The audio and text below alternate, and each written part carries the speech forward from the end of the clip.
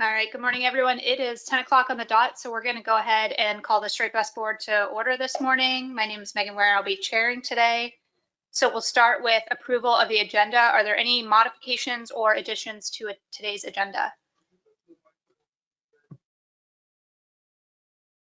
Is that better, Dennis? Okay. Any modifications or additions to today's agenda? Seeing none, we'll approve that by consent. We have proceedings from our October 2024 meeting. Are there any edits to those proceedings? Seeing none, those are approved by consent. We now have public comment. So this is for items not on the agenda. So if you're hoping to comment on potential board action today or any response to the 2024 stock assessment, I would ask you to hold that comment. I will try and take a few public comments when we get into motions today. So I'm not seeing any in the room. Yeah. Okay, so we have 2 hands raised on the webinar. So we're just going to take those 2 hands. Tom Foti, we'll start with you. You have 3 minutes. Thank you very much. My history of striped bass management goes back to 30 years, and on the AFC, watching the up and downs of this fishery. We have made drastic cuts in both the commercial and the recreational fishery under the Emergency Acts without going through the addendum process. The management tools AFC is now using does not consider reasons why we have poor recruitment. There are a number of studies that show the effects of endocrine disruptors and other estrogen mimickers in the water that are causing problems with the sexual development of male species nationwide. One study done on smallmouth bass in the Potomac showed the male smallmouth bass were having sexual development problems and some were trying to lay eggs. This is just one of the 3 studies that I put in my written comments. There's no shortage of showing the same problems nationwide, and now we have studies that even affecting male sperm counts. In the Chesapeake Bay, we are harvesting smaller fish. They do not have the numbers in poundage, but these harvesters are catching a lot more fish, and a lot of them are males. Is it a male shortage? AFC needs to review the hatcheries accomplished during the early rebuilding period. Striped bass were raised in pristine waters without pollutants at 2 inches, tagged and released. Those tagged bass showed up in numbers on the spawning grounds where recovery took place. In my written comments, we have attached a couple of articles in hatcheries past and current. In closing, to do hatcheries to get those necessary research problems, they are causing a lot of recruitment, will cause money. The crisis in the 70s made Congress work in a bipartisan way. It is Congressman Walter Jones from North Carolina, Congressman Studs from Massachusetts, and Senator Chafee from Rhode Island that put in the bills to fund the research in the hatcheries through the Fish and Wildlife Service and the National Marine Fisheries Service. We need a kind of bipartisan support again. We cannot keep going down the same path that does not work. We need to start raising fish in hatcheries to supplement the viable male striped bass population of the spawning grounds. I have my public comment. I put a lot more information out there. I really like the board for basically allowing me to basically make these comments. I really think that we have a real problem with the male population, and we should be looking into it. And thank you very much for giving me. I'll only use 2.5 minutes, and that's hard. I'm going a half a minute under. Thanks, Tom. Appreciate it. I think your connection is a little rough. So if you're at your house and you want to comment again, it might be good to move your laptop or computer closer to the Wi-Fi portal thingy, if that's possible. But I think we got the gist of it, Tom. So thank you. It's in my written comments. And you have submitted written comments. Great. Thank you, Tom. All right. Next, I have Mike Spinney. Thank you. Want to speak on behalf of myself and the group I represent, Stripers Forever. The elephant in the room today is the notion that we can achieve a restoration of wild Atlantic striped bass just so long as we nibble at the edges of meaningful action for the sake of equity, when it is obvious to everyone. I'm going to ask you to just focus your comments on things not related to the potential board action today. Thanks. I will do that. When it's obvious to everyone that trying to please every user group isn't working. None of the user groups are pleased, and striped bass continue to disappear from the coast. Meanwhile, in the place that nature saw fit to combine the factors that would have it produce as much as 3/4 of the migrating population of striped bass, we find the biggest obstacle to the fish's recovery. The irony is that in 1985, Maryland recognized it had an outside share of the responsibility to protect striped bass, and it led the way. Today, that same place fights against progress and hides from its responsibility behind the term equity. Now, I know that many of the delegates to the ASMFC Striped Bass Technical Committee are as frustrated as tens of thousands of anglers at this fact. So I ask, which of you will finally stand up and say, to hell with equity, and lead the way? Thank you. Thanks, Mike. All right, that concludes our public comment today. So we're going to move right along to agenda item 4, which is going through the presentations and considering a potential board action. Just to kind of tee up how we're going to work on this, I think Tyler is going to give the TC presentation. We'll pause after that for questions, and I'm just going to encourage everyone to focus on questions that are critical to being able to vote today. We have seen this a couple times now if you've been on any of the AP webinars or the informational webinars. Then we'll have a quick presentation from Emily, and then we'll get into discussion. So Tyler, I will pass it to you. Thank you, Madam Chair. Like Madam Chair said, Emily has given this presentation 2 times, so hopefully at least everyone has seen it once or twice. Hopefully she did a much better job. So we'll just get right into it. Next slide, please. So this presentation is going to go through the background of why we're here, looking at the projections and reductions, potential options for management, and then we'll move into questions to finish up the presentation. Next slide, please. And so a little bit about the background. In October, we presented that the 2024 stock assessment update found that the stock remained overfished, but was not currently experiencing overfishing. And through that, the stock rebuilding deadline is 2029. And so with the most likely projection scenario in the assessment report indicating that fishing mortality will increase in 2025, the probability of rebuilding the stock by 2029 is less than 50%. Again, coming back from the stock assessment update, that's where that came from. Next slide, please. And so since the assessment report indicated that a less than 50% chance of rebuilding would occur by 2029, the management board can change management action measures through a board action without initiating an addendum. And so the technical committee at that October board meeting was tasked with updating the projections and developing the 2025 management options. Next slide, please. And so moving into the projections and reductions discussion, next slide, please.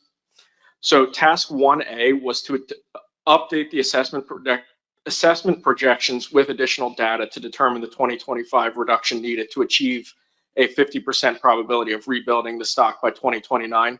And then the board also tasked the TC with extra projections for comparison only. Next slide, please. And so the most likely projection scenario of interest from the TC indicated that low fishery removals would occur in 2024, followed by an increase in fishing mortality in 2025 as the 2018 year class move into the current slot, and then a decrease and or stabilization of F from 2026 through 2029. And so the TC noted that there are 3 components to consider. What data are used to update the 2024 removals? How high will F increase in 2025? And then how low will F decrease in the subsequent years from 2026 through 2029? Next slide, please. And so the first step was to estimate this year's fishery removals under the current Addendum 2 measures. And so the assessment report extrapolated preliminary MRIP data from waves 2 and 3, March and April, and May and June, to estimate the 2024 removals. And it found that the 2024 removals would be estimated at roughly 3.89 million fish and a fishing mortality rate of 0.13.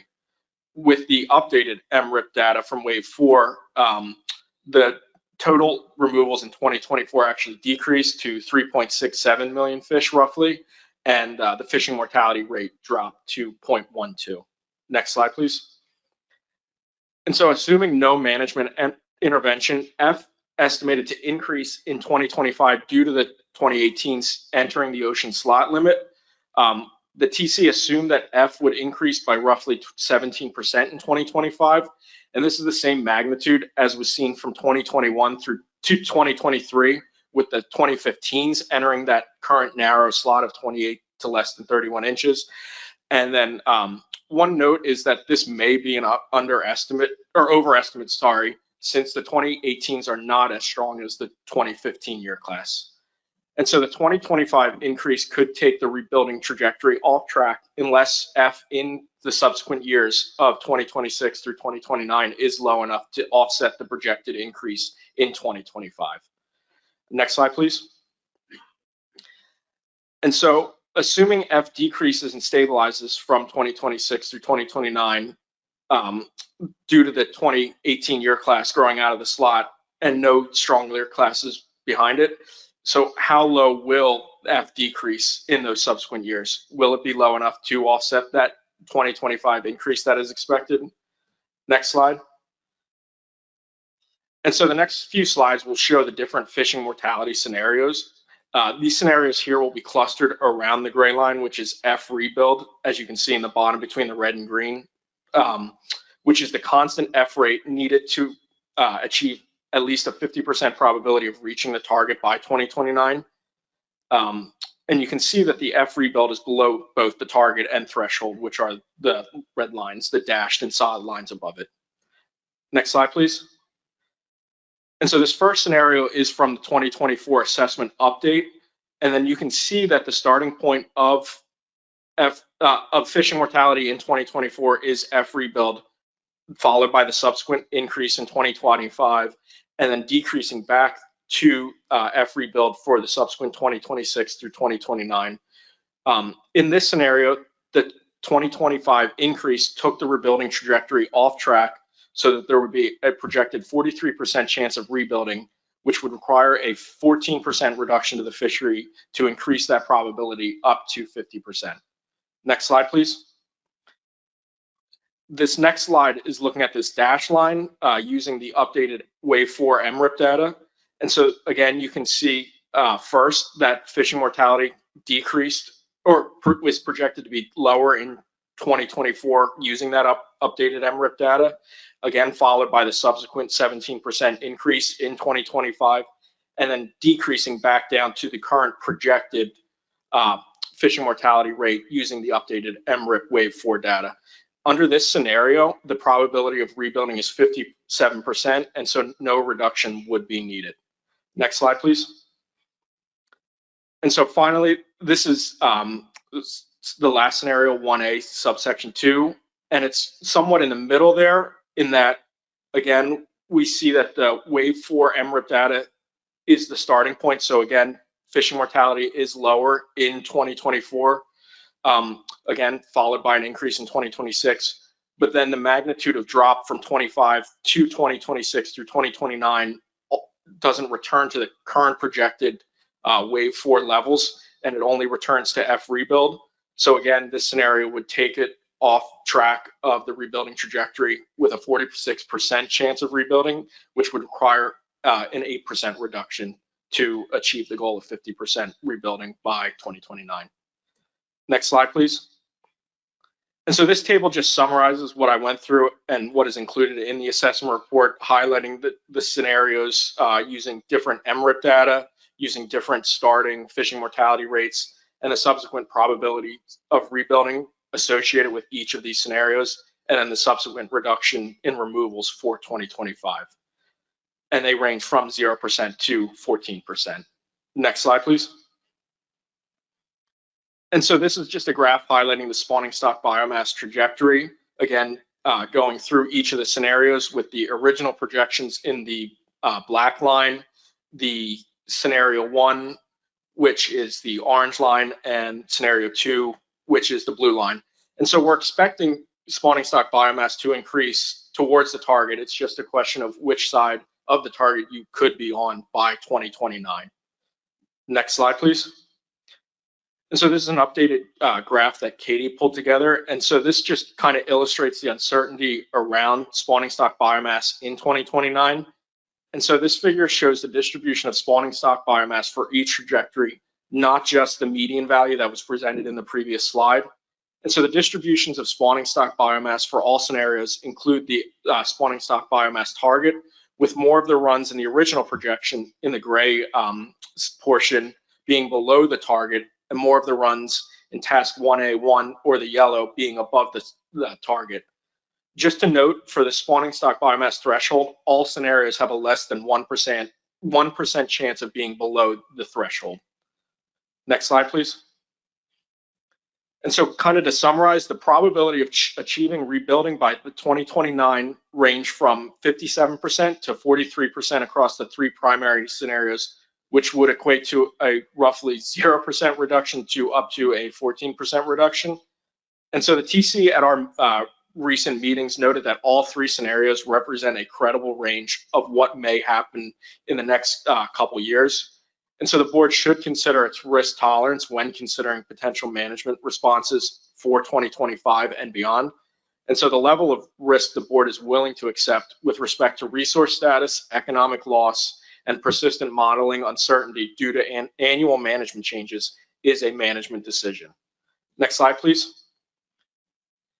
And so just looking at looking further into smaller reductions and overall uncertainty with these various models and projections, we'll move into a couple slides. Next slide, please. And so management changes designed to achieve small changes, in essence, reductions less than 10%, would be difficult to measure given the uncertainty in the MRIP estimates that are used in these models. And so reductions less than 10% would not be statistically distinguishable from the status quo. Next slide, please. One difference in the projection scenarios is the 2024 starting point, whether it's based on waves 2 and 3 or waves 2 through 4. Using waves 2 through 4 to predict total removals for the entire year does not always result in a more accurate estimate than using waves 2 and 3. In recent years, using wave 2 through 4 data sometimes overestimated removals, and then in other instances underestimated removals. And then recently we updated the next graph with wave 5 data, and this also indicated lower removals in 2024. Next slide, please. And so you can see on the right-hand side of the graph in 2024 in the upside down purple triangle, using waves 2 through 5 MRIP estimates for removals, you can see that it's below both the waves 2 through 3 estimate and 2 through 4 estimate, highlighting that removals in 2024 using this updated projection is lower than what has been presented to the board. Next slide, please. And so there's also uncertainty with all of this in that angler behavior and fish availability are certainly still sources of uncertainty in management. And so the magnitude of the increase in 2025, while the TC projects it to be at roughly 17%, and the decrease in 2026 through 2029, they're both highly uncertain in that what may actually happen moving forward. And so one other note is that projections always assume a constant F from 2026 through 2029. However, this fishery has shown it's difficult to maintain a constant F from year to year, and it's difficult to predict how F will vary in these subsequent years. Next slide, please. There's also some uncertainty around how well the 2024 selectivity curve represents actual selectivity. And what would benefit the uncertainty in this aspect is additional years of data under the same management regulations would inform a better estimate of selectivity for upcoming assessments in the future. Next slide, please. And so moving into potential management options, there are a couple scenarios that the board can consider. Next slide, please. If reductions were to be taken by the board, there's a potential for either an 8% or a 14% reduction in this assessment report. This could be split through even reductions to the commercial and recreational sector. There could be it could be split where the commercial fishery takes no reduction, and then there could also be reductions based on sector contributions to total removals. So next slide, please. And so the board indicated any commercial reduction would be considered via a reduction in the commercial quota, and the board tasked the TC with developing size limit and seasonal closure options for the recreational sector. Next slide, please. And so there are some trade-offs of allowing the harvest of larger fish versus maintaining the current slot, targeting smaller fish in the ocean. If the current ocean harvest remains in the 28 to 31 inch slot, the remaining larger 2015 year class will be protected, but the incoming 2018 year class will be subject to harvest within this slot. However, if harvest is shifted to larger fish, the incoming 2018s would be protected, but the larger 2015s would then subsequently be subjected to harvest. Next slide, please. And so this is looking at various recreational size limits for both the ocean and the Chesapeake Bay. And as you can see, by changing the recreational slot limits in the ocean, very minimal to no reductions relative to the current slot would occur by changing the slot limit or minimum size limits in 2025. For the Chesapeake Bay, some options do see a larger reduction in total removals relative to the current slot, but then as you can see, other options are very minimal in terms of reductions. Next slide, please. And so the board asked the TC, what about an ocean size limit below 28 inches? And so the TC analysis results indicated a 2-inch slot limit with sizes below 28 inches would not result in a reduction, but would actually increase removals. And so this is logical considering smaller fish are generally more abundant in that even if it's a poor year class, the fishery develops through time, and these fish have not been exposed to natural and fishing mortality as much as the subsequent older year classes. Next slide, please. And so for this analysis, the 2011 year class was used as a proxy for the 2018 year class. The 2011s are highlighted in yellow and the 2018s are highlighted in blue. And the reason the 2011s were used is that the 2011 was a strong year class followed by 2 weak year classes, similar to what has occurred in 2018, 2019, and 2020. And the dashed line indicates average recruitment. Next slide, please. And so just some more data. This is presenting the length frequency of the catch in 2018 when the 2011 year class was 7 years old. And so the yellow bars are the fish harvested and the blue bars are those released alive. And with this data, 90% of the striped bass that are caught are released alive. And you can, the majority of harvested fish in the ocean are above the 28-inch minimum size, which was the regulations in 2018, while the majority of released fish are smaller than 28 inches. Next slide, please. And just to kind of summarize this whole concept of strong year classes followed by weak year classes, this is presenting the age 5 and age 6 fish in 2025. And you can see it's compared to the current fishery, the 7-year-olds in which are the 2018s in 2025. And you can see that the age 5 fish will be roughly 24 inches and the age 6 fish will be roughly 26 inches. And these two age groups will be as abundant as the current 2018 year class. And so it shows even though those weak 2019 and 2020 year classes, even though they're a lower year class, they still will be as abundant as the 2018 year class. So that in the event that size limits were shifted downwards, anglers who would harvest a 28 to 31 inch fish would still have the same potential of harvesting fish that are in those smaller size bins. Next slide, please. And so it's unclear whether the biological benefits of reducing harvest of the remaining 2015s and 2018s would outweigh the biological risk of targeting immature fish under 28 inches. This is obviously potentially preferred by some stakeholder groups, but the harvest of immature fish would increase, resulting in a loss of spawning potential for the overall stock. Next slide, please.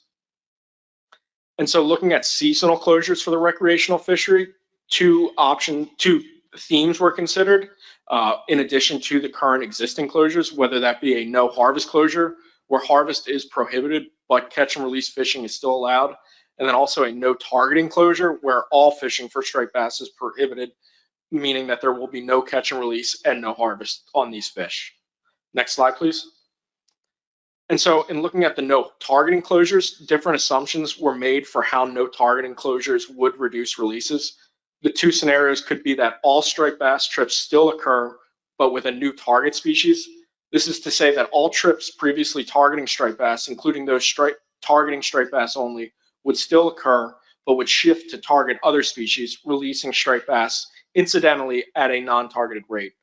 Or scenario two, where all striped bass only trips are eliminated, which would state that trips that only target striped bass and no other species would no longer occur or no longer release any striped bass. Next slide, please. And so to break up these seasonal closures, for the ocean, 3 different groupings were utilized: a grouping of all states, a grouping from Maine through Massachusetts and Rhode Island through North Carolina, or a grouping of Maine through New Hampshire, Massachusetts through New Jersey, and then Delaware through North Carolina. And then for the Chesapeake Bay, Maryland and Virginia during the same wave, Maryland and Virginia during different waves. Potomac River Fisheries Commission and District of Columbia can choose to match either of Maryland or Virginia's timings for this. Next slide, please. And so this report included options for various reductions for different waves and regional state combinations. Just one thing to note, the report was originally posted on December 3rd, and a revised report was updated on December 5th due to some Chesapeake Bay closure options. In the original version, some options listed closures that exceeded Maryland and or Virginia's current open seasons. Next slide, please. And so just as an example in the next couple slides, these are options designed to achieve a 14% recreational reduction, assuming a equal commercial reduction. The report also includes options to achieve a 16% reduction, assuming no commercial reduction. And then the report also includes region-specific and state-specific reductions. Next slide, please.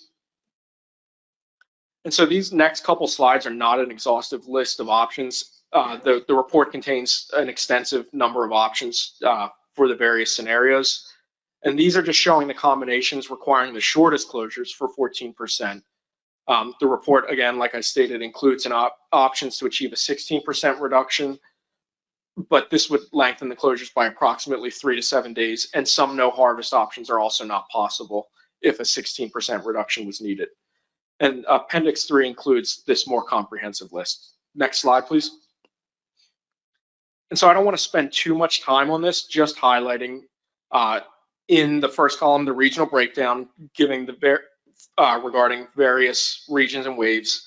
The second column shows the number of days needed for a no targeting closure, assuming all striped bass trips only are eliminated, which would be the shortest closure option. The third column shows the number of days needed for a no targeting closure, assuming trips targeting only striped bass still occur, but switch targets and release striped bass at a lower non-targeted rate.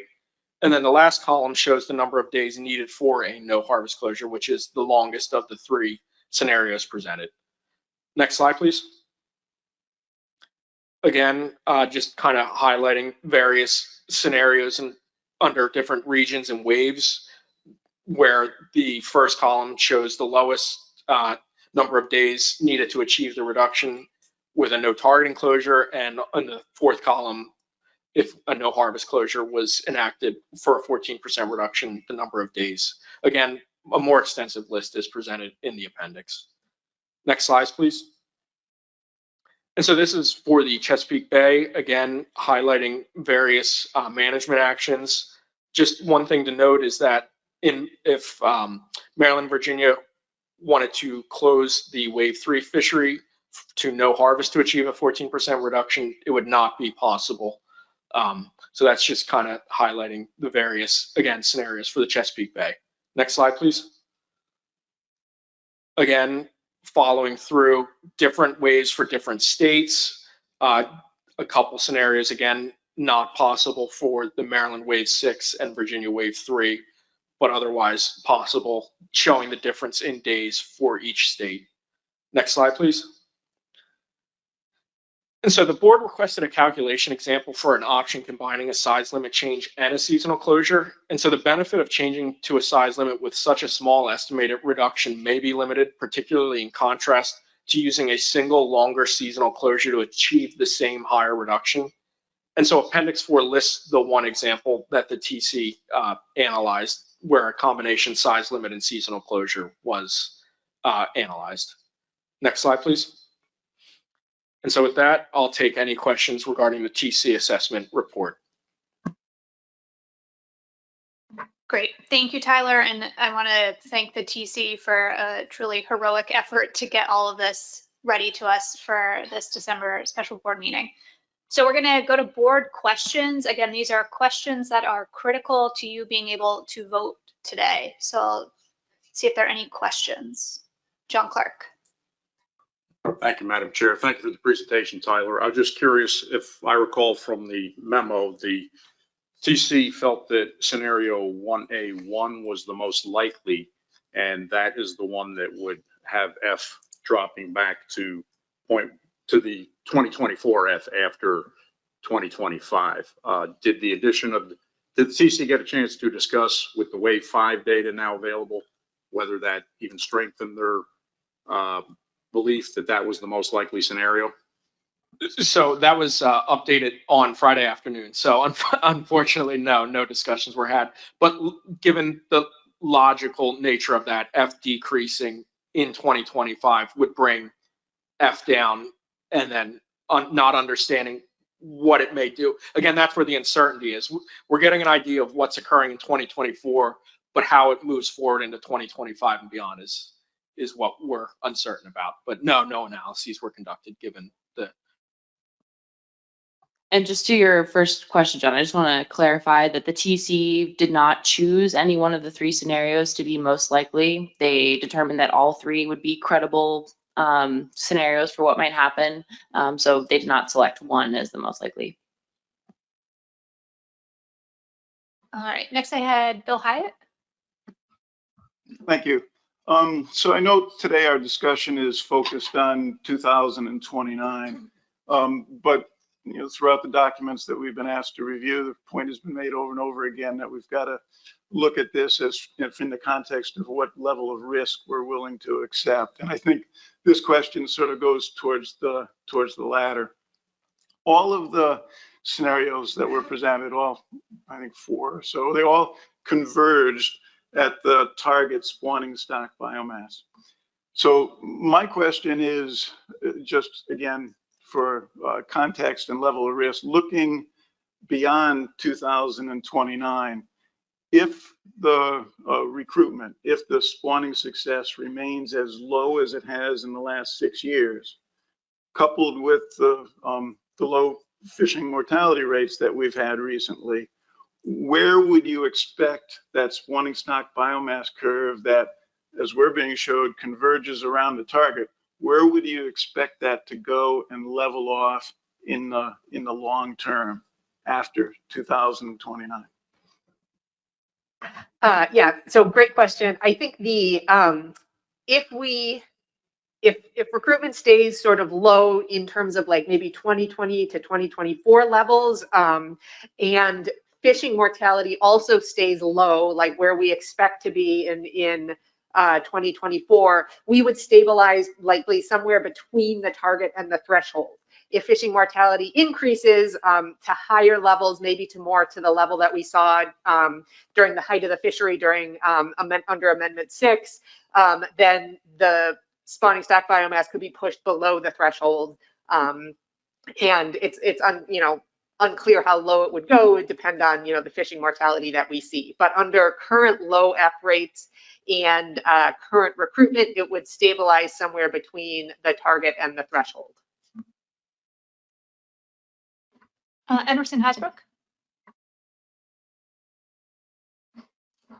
Thank you, Madam Chair, and thank you, Tyler, for your presentation. So I was going to ask a question about slide 16, which had the projections, rebuilding projections. And my question was going to be about confidence intervals around those curves. And then you went on to slide 17, which I think is new. I don't remember seeing that in the original TC report. So slide 17 may answer my questions, but you went over that pretty quickly. Could you just review that slide again, please? Thank you. Certainly. So this is projecting where spawning stock biomass is going to be through 10,000 iterations, projecting it forward. And so one way to think of it is the likelihood of these 10,000 runs, where each point estimate will be. And so given the original projections in the gray, the likelihood more often than not is that the spawning stock biomass will be below the target in 2029, whereas in task 1A1, of those 10,000 iterations, more often than not, the spawning stock biomass would be above the target. So that it's more or less looking, not necessarily a confidence interval, but looking at potentially the likelihood of being above that. And I don't know if Katie wants to further kind of speak to that, but that's more or less.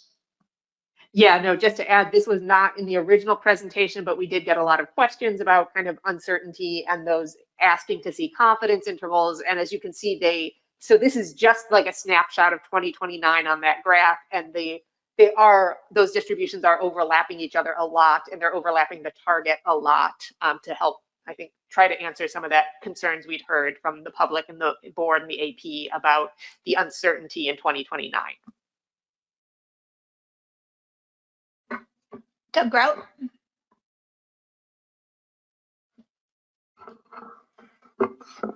Thank you very much. And again, thanks for a tremendous amount of work here.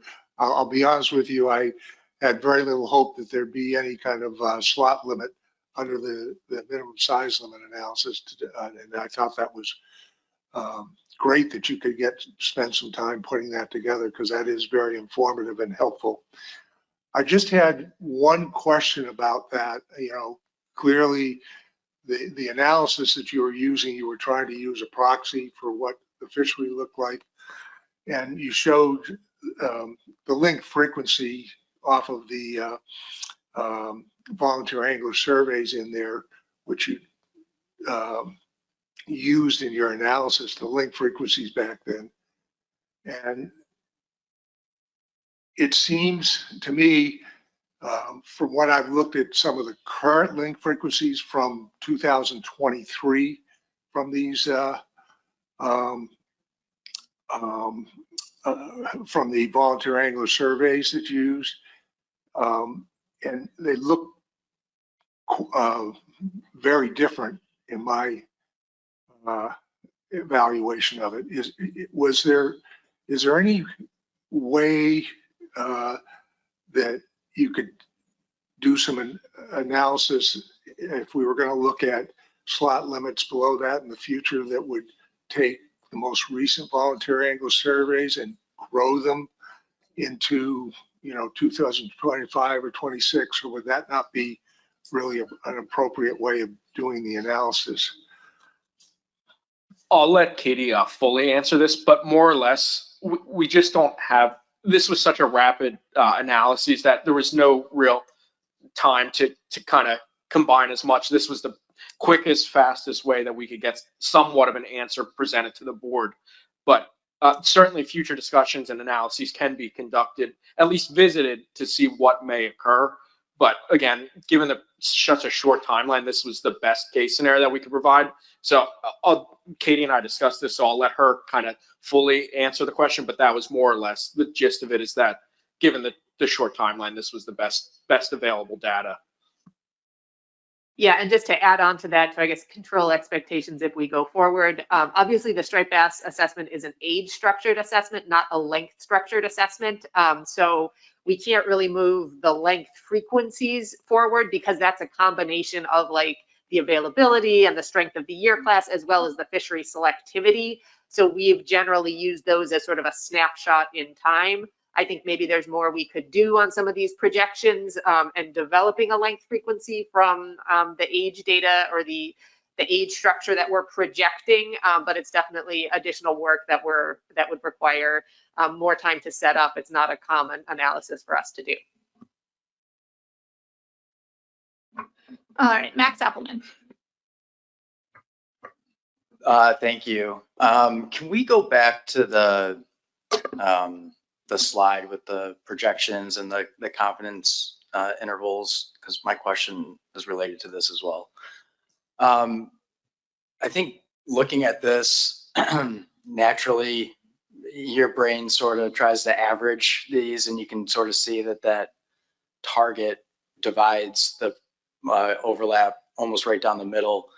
Did the TC discuss if it's even appropriate to average the projection scenarios and try to find a middle ground so that we're not presented with a range of plausible alternative projections to look at, instead give us all sort of like a more confident footing as a starting point for the projections? I don't know if my question's coming across right, but I'm just wondering if there's any discussion about ways that we could sort of look at all these scenarios and try to synthesize it into one potential outcome.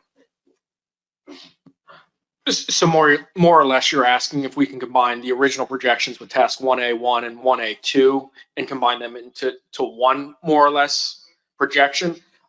I think given the circumstances of the uncertainty with F, I think that would be somewhat inappropriate, in that combining different F rates to start and then combining different F rates to end, we're kind of breaking them down piece by piece, showing the various scenarios that may occur. So if you combine the three various scenarios, it's not really taking the individuality of each scenario, which is the uncertainty of what may happen.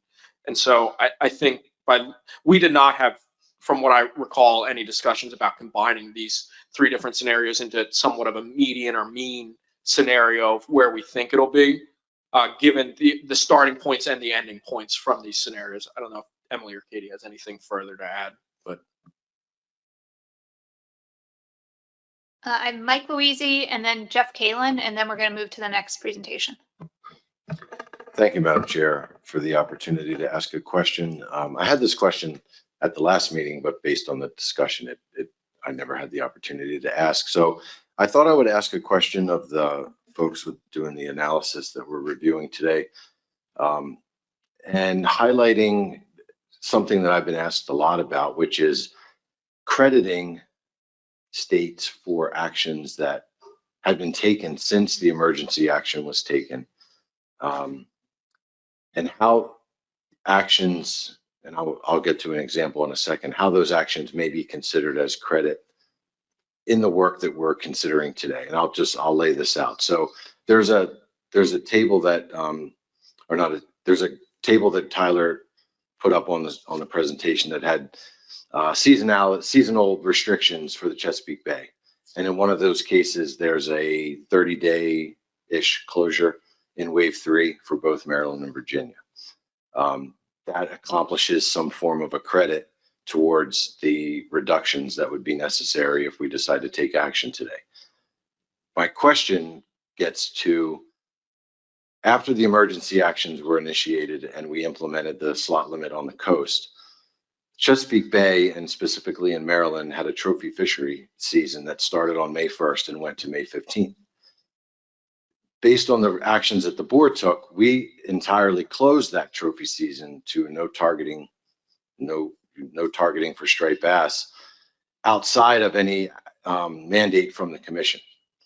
And we currently still have those on our books. We just put them forth again for another year for 2025. And so if we were to take action today and have to consider seasonality as one of the provisions for taking reductions in the bay, is there any way that the work that we did to close the trophy season in May for those first 2 weeks could have is there any credit that the state of Maryland would get from those actions, or are we starting with a clean slate? And depending on the answer, I may have a follow-up, but I'm curious.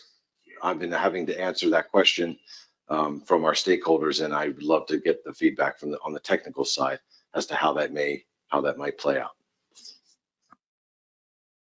Thanks. I'll start. I was present during some of the discussions of the Chesapeake Bay TC members and trying to think about Right, so since the emergency action, there was the elimination of the trophy season, the PRFC and Maryland. However, the reductions that the TC is considering are relative to what the regulations that are currently in place. So relative to what regulations were in place to 2024, that's what we're using as our base to take a reduction from. So since those closures happened prior to 2024, they're already incorporated into what's happening currently in 2024. So in a sense, they're already contributing to, you know, lower removals in 2024. So there's no specific percent credit for those prior actions. They're already wrapped up into what's happened in 2024.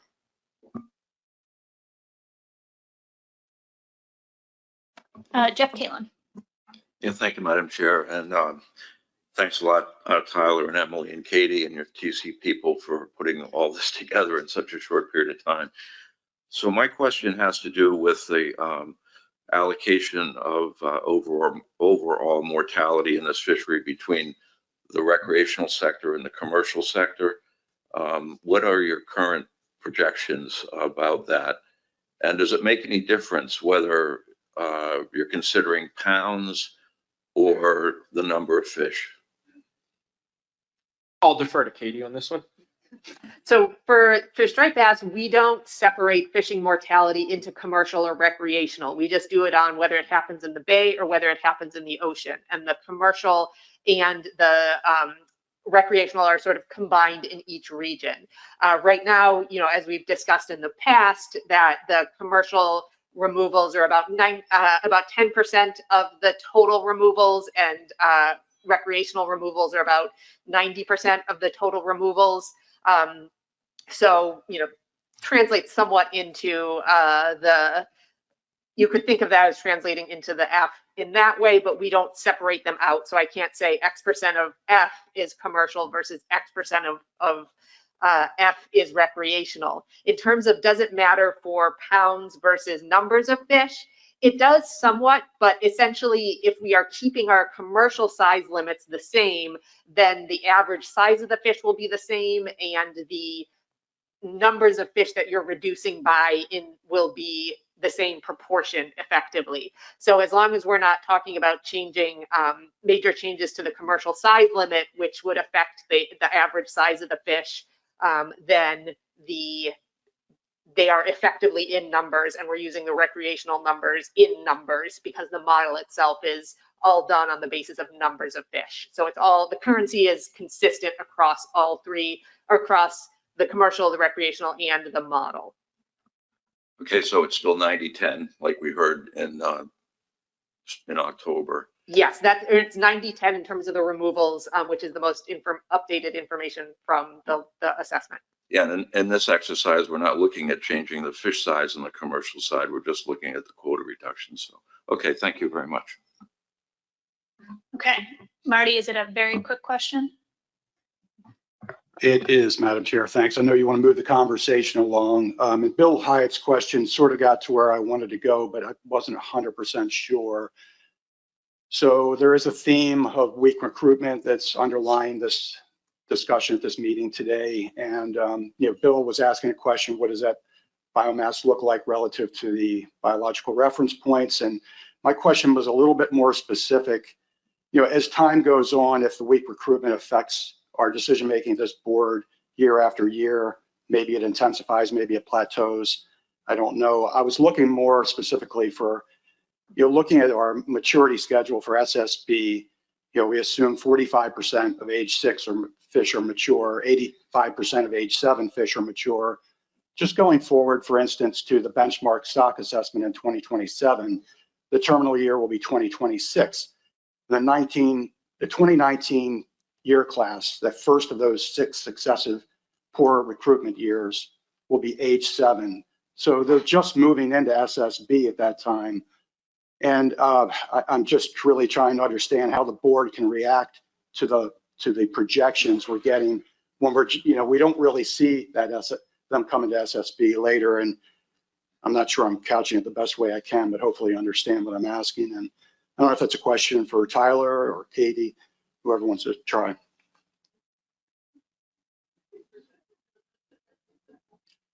guess it was a decent question, right? So I guess, I think Marty, you had requested in this most recent stock assessment update that the TC also include projections through 2034. So I think that maybe could answer, partly address your question is, the board, of course, is working toward this rebuilding goal of 2029, but for the next assessment, the board can, definitely request longer term projections to try to get a better idea of what the stock will look like as those lower weak year classes start to come into the SSB. Okay, just a final thought. So yeah, we did ask for those projections back in August. They were delivered in October. I guess there's just a lot of uncertainty the further out you go, right? And there's no way we can get around that. Okay, thank you. Okay, we are going to now move on to Emily's presentation, which is the public comment summary and the advisory panel report. And then similarly, we're going to focus questions that are critical to being able to vote today. Thank you, Chair. So moving into the presentation, I'll go over the public comment summary and advisory panel report on the next slide, but I'll also just briefly review a couple of clarifications on some of the board decisions. These were in a staff memo in the main meeting material, so I'll just briefly review those. So on the next slide, and then the following slide, just a reminder on the board action provision. If you could just go to the next slide. Thank you. So as the TC chair mentioned, since the assessment indicated a less than 50% chance of rebuilding, the board can change management measures through board action without an addendum. Just as a reminder, this does not require the board to take action at this point. It is up to the board whether or not to take action at this point. The requirement is to rebuild the stock to the target by 2029. It is up to the board how to get there. So on the next slide, as far as seasonal closures, if the board does decide to implement seasonal closures, the board would need to decide whether all states in a region would have to have the same closure dates. So all of the options present closures for a particular wave. The board would have to decide if all states would need to have these same closure dates, and the board would need to think about when that decision needs to be made about what those exact closure dates would be. And then on the next slide, as far as area specific measures for the recreational fishery in addendum 2, there were a couple of areas that were required to submit area specific management measures. That's the New York Hudson River, the Pennsylvania spring slot fishery, and the Delaware summer slot fishery. So if the board does take action today, the board will have to determine if those 3 areas will need to take similar action and what the timeline for that would be. So the next slide, I will get into the public comment summary and advisory panel report. The chair of the advisory panel, that position is currently vacant, so I will be giving that report today. So as far as public comments, we received a total of 4,360 public comments as of last Tuesday, December 10th. A total of 40 organizations submitted comments, and one of those organization letters included about 1,700 signatories. We received 976 comments through 4 form letters, and then about 1,600 individual comments. And then for the advisory panel, the Atlantic Striped Bass AP met last week on December 9th via webinar to discuss the recommendations on the TC report, and there were 20 AP members in attendance. So the public comment summary and the AP report are organized by the 4 primary questions the board is considering today. As far as the public comments, some of the public comments addressed all 4 questions directly. Some comments addressed 1 or 2 questions, and then some comments addressed other striped bass management issues.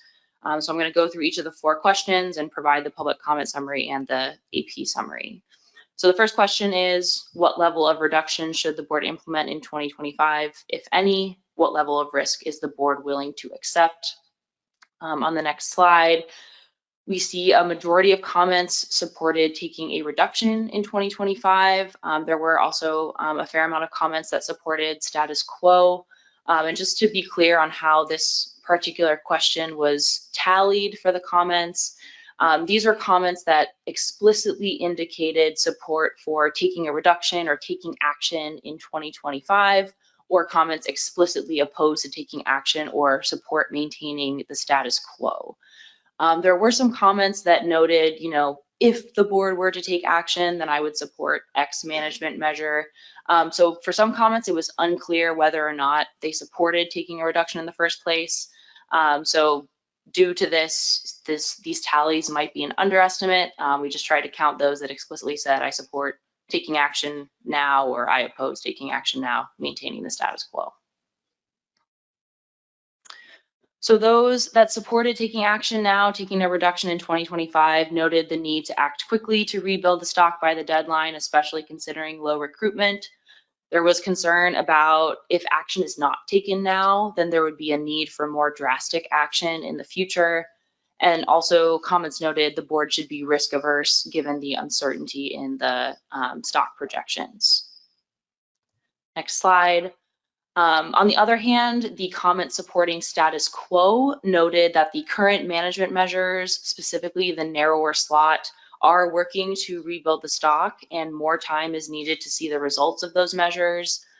They also noted that the projections indicate the stock will be close to reaching its rebuilding target with no action, and further restrictions would have negative economic consequences. And then other comments noted that taking any reduction would not address the underlying environmental factors and other factors contributing to the low recruitment. So as far as the AP report, there were 9 AP members who supported taking a reduction in 2025. They noted that the data point to a declining fishery, including low recruitment, and the fishery must be managed to the smaller level. The AP members wanted to avoid taking an even larger reduction later by starting now. They noted that not taking action would be the greatest risk. Some noted taking the full 14% reduction. Others noted at least a 10% reduction, and noted that the board should overall be conservative given the uncertainty in projections and the low recruitment. There was one AP member who could support either an 8% reduction, so that was sort of the middle scenario, or could support status quo to get one more year of data before taking action. So on the next slide, there were 8 AP members who supported status quo.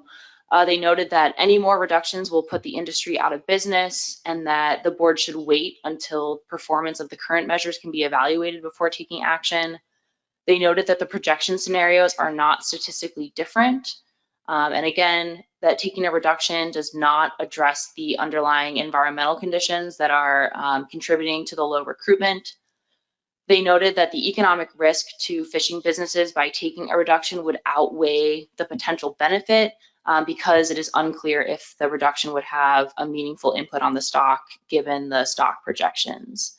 And they also noted that if there were, for example, no targeting closures, other species would not be able to potentially withstand that additional effort. So on the next slide, the next question the board is considering is for any reduction, how should that reduction be split between the recreational and commercial sectors? So on the next slide, you can see that most public comments supported both sectors taking a reduction. And most of those comments supported both sectors taking even reductions, so the same % reduction for each sector. There were a small number of comments that supported each sector taking a reduction based on their contribution to total removal. So for example, that would be the commercial taking closer to a 1% reduction, and then the recreational sector taking a slightly higher reduction to compensate. So on the next slide, comments that supported both sectors taking a reduction noted that all sectors should share the burden to rebuild, and there were some comments that supported taking a reduction off of landings instead of off of quota. And then comments that supported the commercial sector taking no reduction noted that another cut to the commercial sector would not be economically sustainable, and also reiterated that the commercial sector is managed by a hard quota. So on the next slide, for the AP report on the sector split, there were 5 AP members who supported equal % reductions, again, noting that all sectors should share the burden. 3 AP members supported no reduction for the commercial fishery, noting the economic concerns. And then 3 AP members supported each sector taking a reduction based on how much they contribute to total removals. And then on the next slide, there was 1 AP member who didn't have a preference on the sector split. He noted that the overall reduction is the most important thing to consider.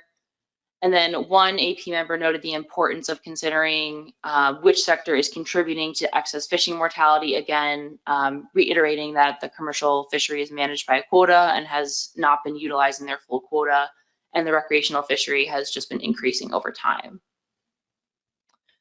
So on the next slide, the next question is, should the board change recreational size limits? So on the next slide, you can see there were about 2,000 comments that supported changing the size limit, and there was a wide variety of recommendations provided in the public comments on how to change the size limit. So on the next slide, you can see that some comments supported lowering the size limit below 28 inches to protect the 2015s and 2018 year classes. On the other hand, there were some comments that specifically opposed moving the size limit below 28 inches because of the risk of targeting immature fish. So there were comments kind of on both sides there. There were some comments that recommended narrowing the current slot even further, for example, 28 to 30 inches, or implementing a higher minimum size, like a 36 or 40 inch minimum, to protect the incoming 2018 year class. And then other comments recommended expanding the slot or going back to a 28 inch minimum size to reduce release mortality. On the next slide, as far as the AP, there were no AP members that supported changing the size limit at this point. 1 AP member noted the science seems to indicate that targeting immature fish would be problematic. And 1 AP member noted size limit changes could be considered with some additional time for evaluation of options over the next few years. So finally, the last question the board is considering is for recreational seasonal closures, should the board implement no harvest closures or no targeting closures? So on the next slide, you can see the columns in blue were comments that supported either no harvest closures or no targeting closures. And then kind of in the yellow are comments that opposed either both no harvest and no targeting closures or just opposed no targeting closures. So you can see there were a lot of comments in opposition to closures, but there were some comments in support of particular closure options.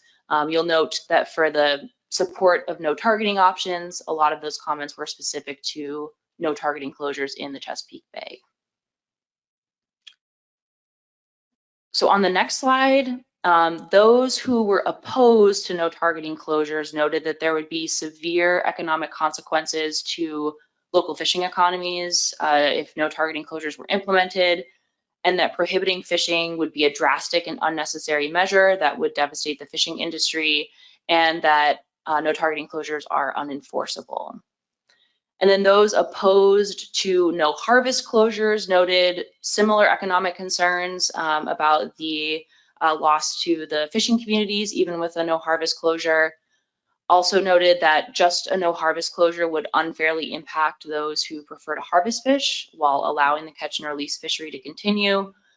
And there were some comments that noted that the particular set of options in the TC report, they would not support those, but they could support options in the future that were potentially more equitable. So on the next slide, on that note of equity, there were a lot of comments about the importance of having equitable closures. Comments noted that with the current options, states that have shorter fishing seasons would be disproportionately impacted by a longer closure.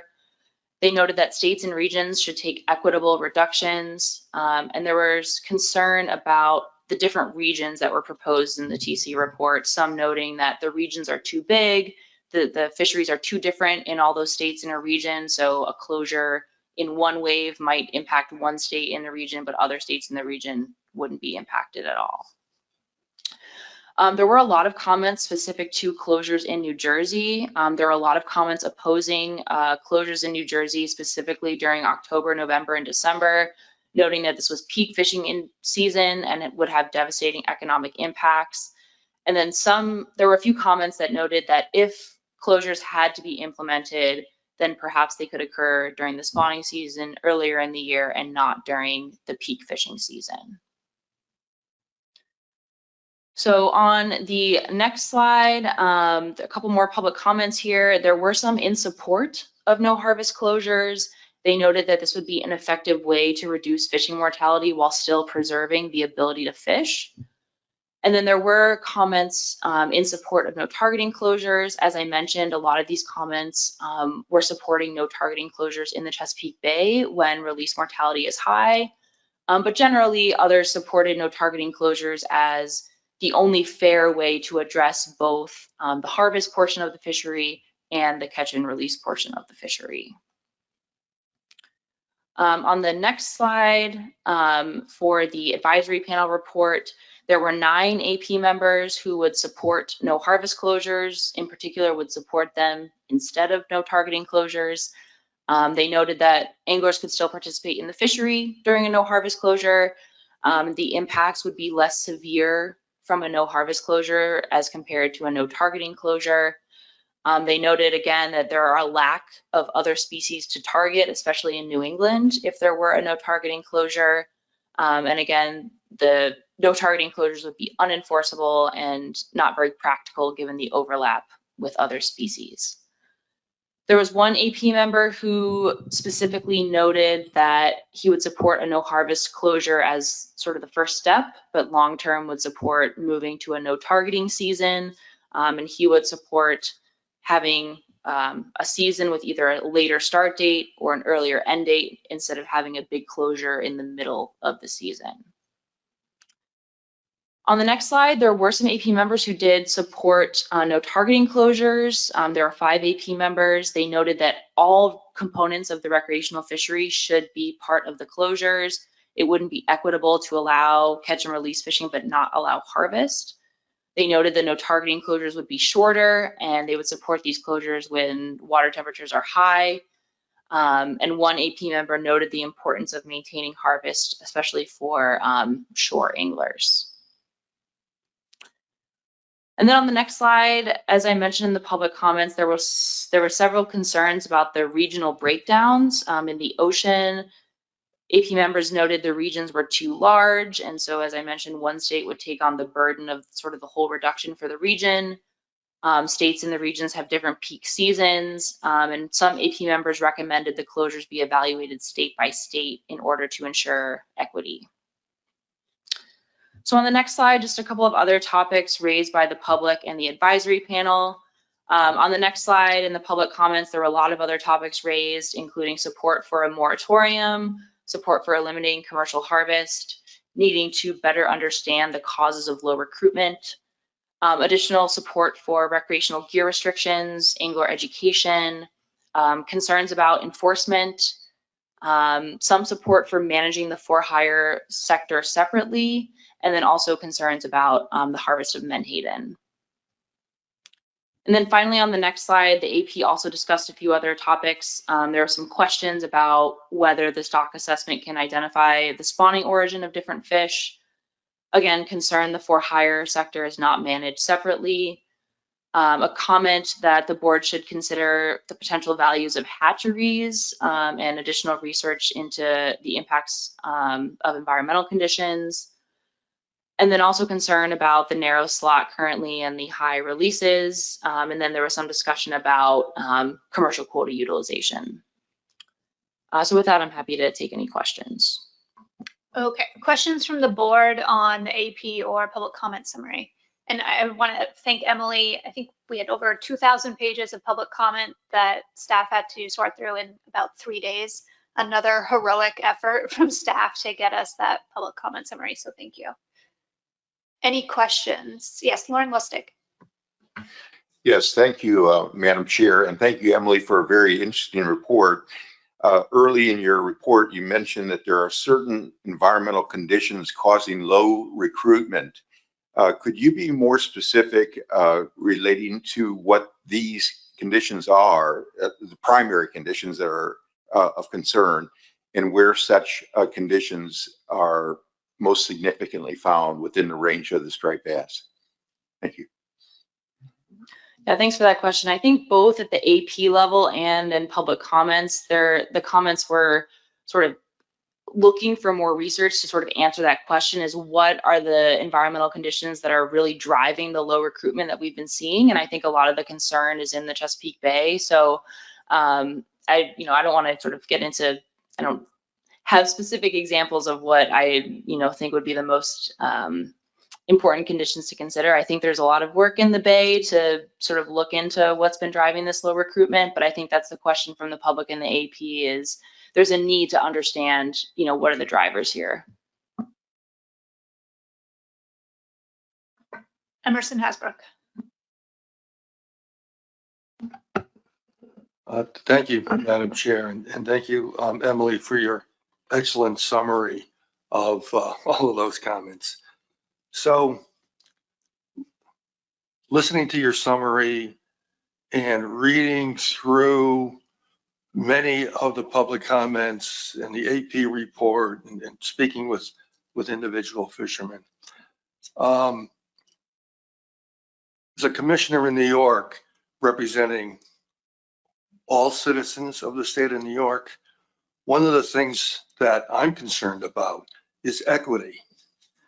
And a couple of themes that I've heard through a lot of the public comment is that a lot of people say we should take some action here today, and that all sectors need to participate in that reduction. However, there seems to be an exception being made by the public, an exception for catch and release. Some of the language is that many anglers could still participate in the fishery if catch and release is allowed. But if we're reducing removals, don't we want to reduce all removals? So, that question, I don't expect you to answer that question. I'm just wondering if there's some additional information that came out perhaps in the AP or public comment about how are we going to be equitable here with telling some components of the recreational fishery you can't go fishing, and perhaps a reduction in the commercial fishery, and at the same time saying, oh, but it's okay if we continue to allow a segment of the recreational fishery to keep catching fish and discarding and applying that 9% mortality. So is there any discussion about that? And I may bring this up further in our discussions later today. Thank you. Thanks, Emerson. So I think at the AP and as reflected in the public comments, I think that's just reflects that there are just different values. There were, some AP members and some public comments that, supported, for example, a no harvest closure to allow the catch and release fishery to continue, while others noted that that would not be equitable from their perspective. So I think I don't really have any additional information, just that I think there are different values among the stakeholders, and I think they both clearly came through. Okay, those are all the hands for questions that I have. So what I'd like to do is move us to board discussion. I've kind of heard two different ideas on how to move forward. We've received motions for both of those. So what I'd like to do is just go right ahead, get those motions on the board. There'll be a substitute for one or the other, and then we'll begin our board discussion from there. So Adam, I see your hand raised. You want to start us off? Thank you very much, Madam Chair. I'm just wondering if you could go back in time to when you were elected vice chair, if you'd like to have nominated someone else at the time. Appreciate the wonderful job you've been doing, as well as everyone from staff. That includes all members. Look, this is something, when I walked in here today, I saw conversations all around the room. It's not very often to walk in here ahead of something and see those going on. I know everyone talks, but I think what it did to me is it just galvanized that there's still a lot of question about how we should best move forward on this action, and that everyone remains engaged. The question for me is, how do we best respond to science moving forward here? There's no question that we're all committed, myself included, to keep rebuilding on track. And with that in mind, and with a response to a science-based trying to address a number of questions that came up during the TC report and comments, I'd like to make the following motion today. Move to initiate an addendum to support striped bass rebuilding by 2029 in consideration of 2024 recreational and commercial mortality while balancing socioeconomic impacts.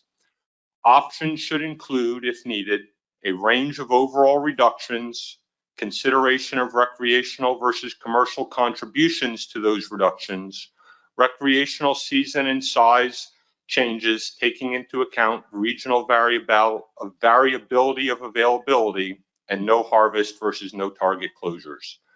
Final action shall be taken at the summer 2025 meeting to be in place for the 2026 recreational and commercial fisheries. Thank you very much. Thanks, Adam. So we have a motion by Adam. I saw a second from John Clark. Adam, you gave some rationale. Is there anything else you'd like to say on the motion?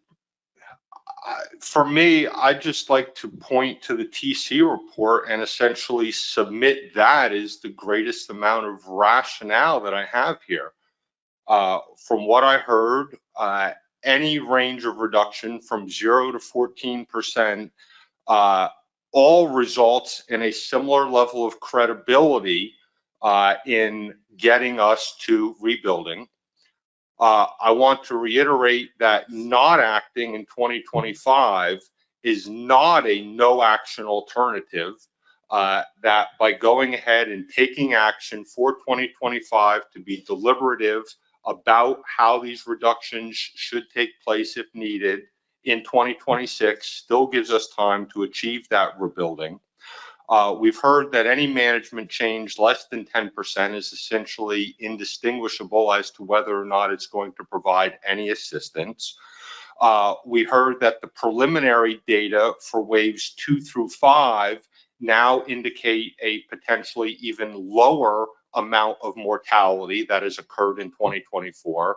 So I would submit that having the full suite of data about those 2024 removals through wave 6 puts this board in the best possible scientific position to make a decision how to keep rebuilding on track for 2029.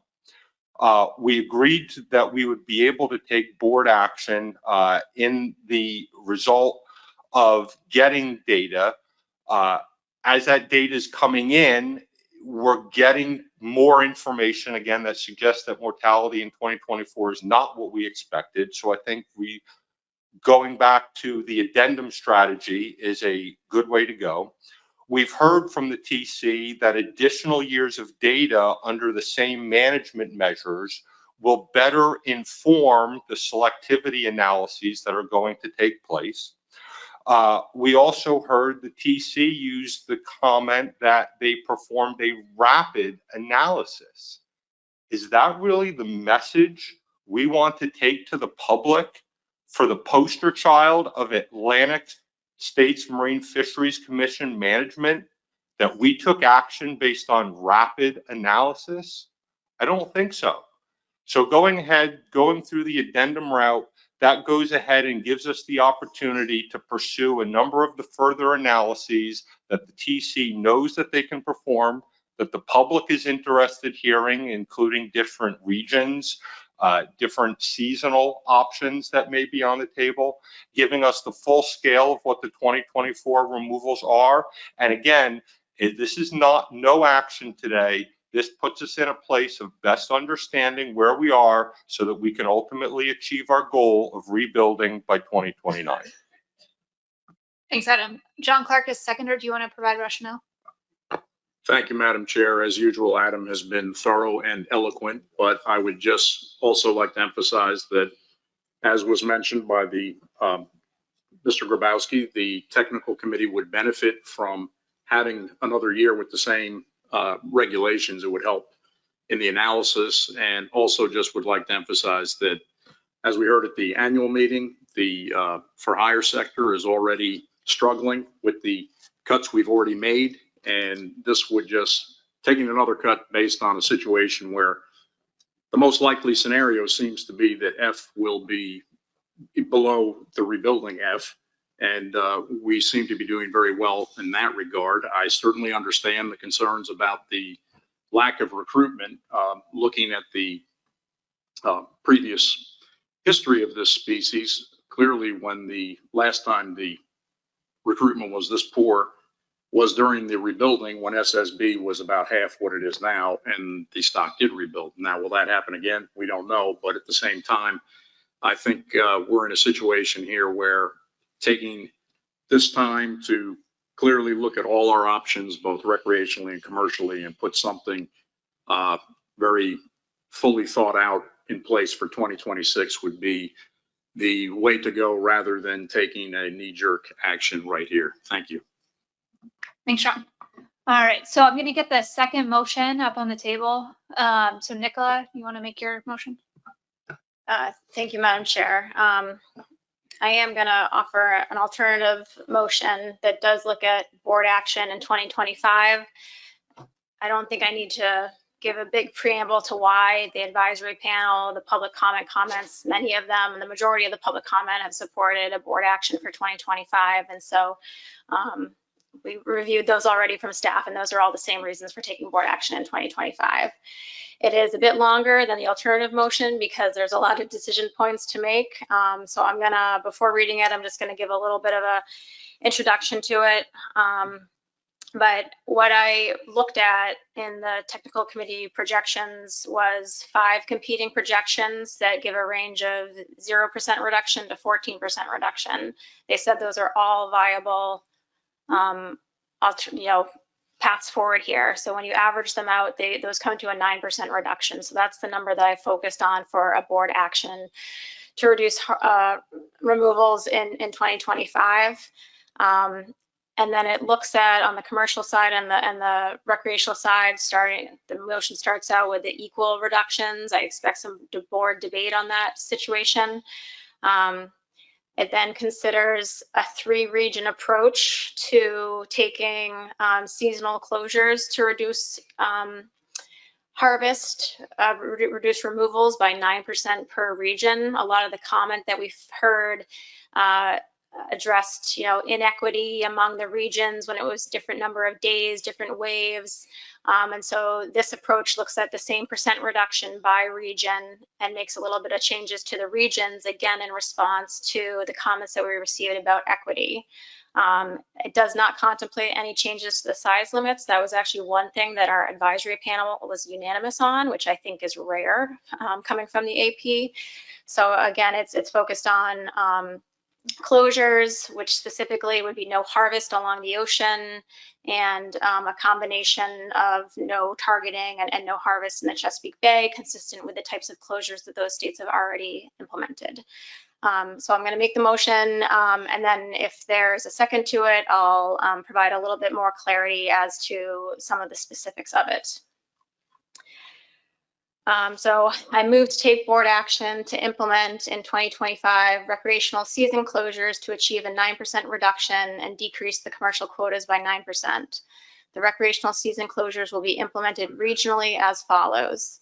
Maine through Rhode Island, no harvest closure of 22 days in wave 3, plus the number of days needed in wave 5 to achieve a combined 9% reduction across both waves, to be implemented in uniform dates across the region. Connecticut to North Carolina, no harvest closures of the same number of days in wave 2 and wave 6 needed to achieve a combined 9% reduction across both waves, to be implemented in uniform dates across the region. Chesapeake Bay, Maryland, no targeting closure of 22 days in wave 4 to lengthen the existing closure, parentheses 9% reduction as calculated with striped bass only trips eliminated assumption. Virginia, no harvest closure of 18 days at the end of wave 6, parentheses a 9% reduction. New York, Pennsylvania, and Delaware area specific fisheries, seasonal closures to achieve 9% reductions. The regions/states will submit implementation plans for board approval at the winter 2025 meeting week. If a region can't decide on uniform dates, the board will make the selection. The implementation deadline is April 1st, 2025. All right, so we have a motion to substitute from Nicola. Is there a second? Sheree Patterson. All right, Nicola, some rationale? Yes, I just wanted to explain a little bit more about the different regions and days and waves that you see in this motion. Starting with the Connecticut, North Carolina region, that was initially analyzed as a Rhode Island through North Carolina region, but given the focus on waves 2 and wave 6 as the closure options that were in the document primarily, it seemed more equitable to include Rhode Island in a Maine through Massachusetts region, where some closure would impact the state as well. So we don't have the exact analysis of this, but there was interest in closing days in both wave 2 and in the spring and the fall to provide some more equity within that region. So when that was analyzed for Rhode Island through North Carolina, that was a 19-day closure in wave 2 and wave 6. So I expect it would be very similar to that, with moving Rhode Island out of that region because they don't have much activity in wave 2 and wave 6. Moving up to the Maine through Rhode Island region, when that was analyzed as Maine through Massachusetts, it would be 54 days in wave 5, in addition to the 22 days in wave 3. That essentially provides something around a Memorial Day to a Labor Day open season for that Maine through Rhode Island region. Then moving into the Chesapeake Bay, the approach here was more state by state in terms of achieving 9% reductions, because that would help to align the closures within the bay that currently exist. Maryland has a summer closure, which could be extended to get the 9% reduction. Similarly, Virginia could take days off the end of wave 6 to better align the closure dates in the bay from Maryland and Virginia, because currently Maryland closes December 10th and Virginia closes December 31st. And then there are those area-specific fisheries that would also submit some plans that would have to go through a technical committee review and be reviewed by the board in February prior to the deadline for implementation. So I'm offering this as an alternative.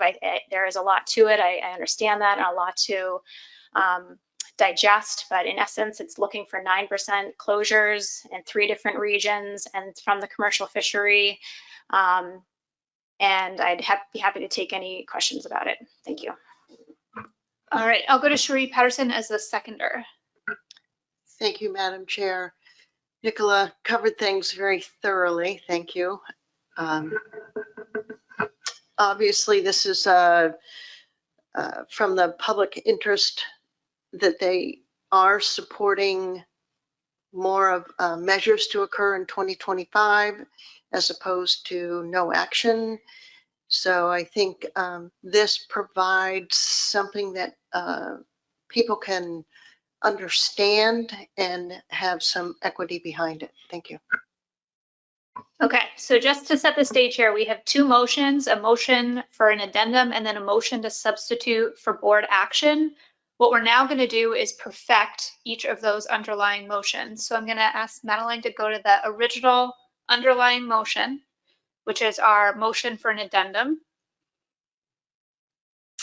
And this is an opportunity for the board to make amendments to this underlying motion if you would like to perfect it. So we'll perfect both motions and then we will vote on the motion to substitute. Is everyone clear on the process here? Do you have a question, Bill?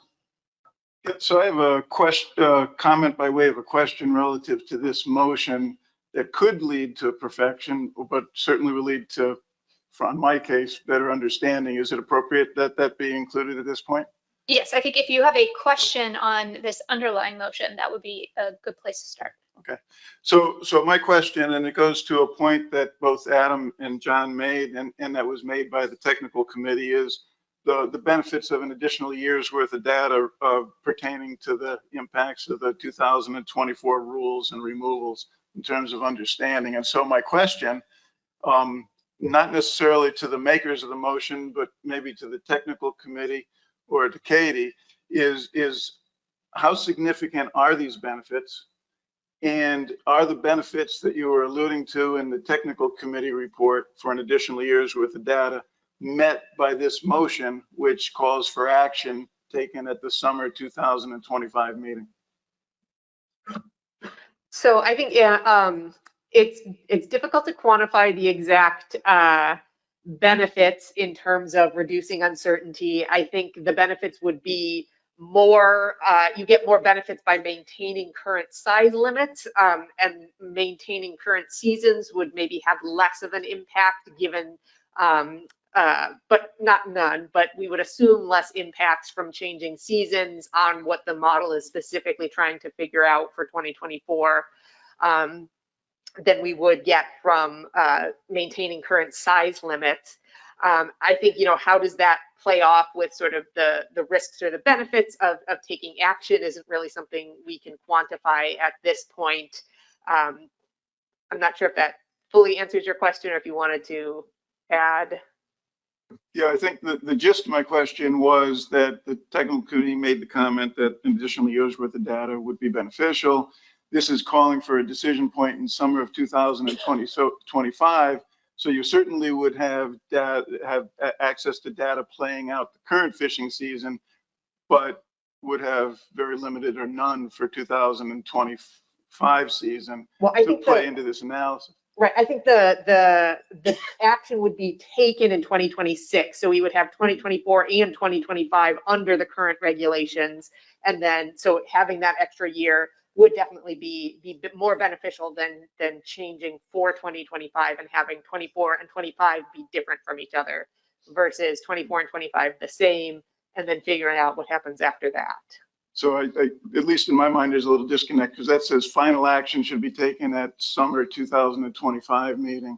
But in place for 2026. So 25 would be under the same set of regs versus the other option, which is taking action today for new regs in 25.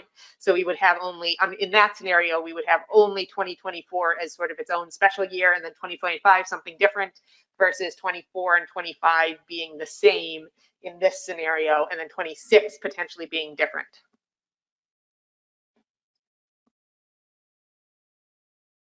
And maybe just to jump in to help clarify, maybe I'm not sure if this is what you're getting at, Bill, but I think Katie's referring to the next time we do a stock assessment, we'll have, if the board did an addendum and maintained measures for 25, we'll have 24 and 25 data the same. However, if you were maybe asking, if you're doing this addendum and you're asking what data are we going to have for this addendum, you're nodding your head, then correct, we'll have all of 2024 MRIP data, but we'll have maybe wave 2 of 2025. So for this addendum, we would have 2024 data, we wouldn't have 25 data yet. Okay, so I am looking for perfections to this underlying motion. Mike Louisi, did you have a perfection or an amendment, I'll say, to this underlying motion?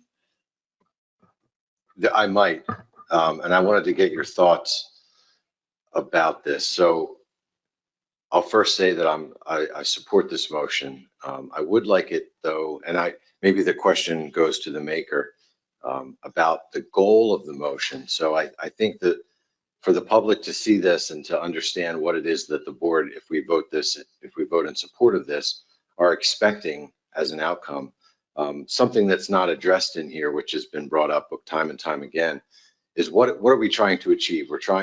We are rebuilding by 2029. That's one. But I think what we've discussed, what I'd like to potentially see in this, and I haven't drafted it yet, but I can try to come up with it if you think it's necessary. But protecting the spawning stock is something that we are trying to do here, and I think it deserves to be identified in this.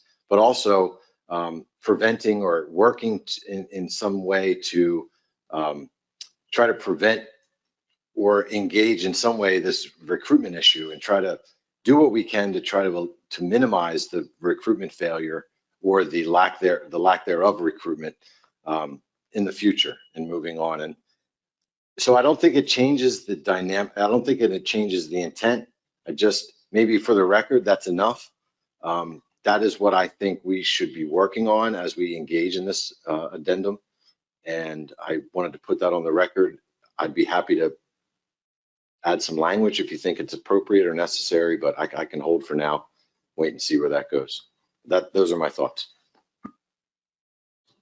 Okay, I'm personally not totally clear on what you would be looking to amend based on that comment. So I think at this point, we're looking for specifics. If you have a motion to amend, that's what we're looking for. Okay, so you're going to hold off.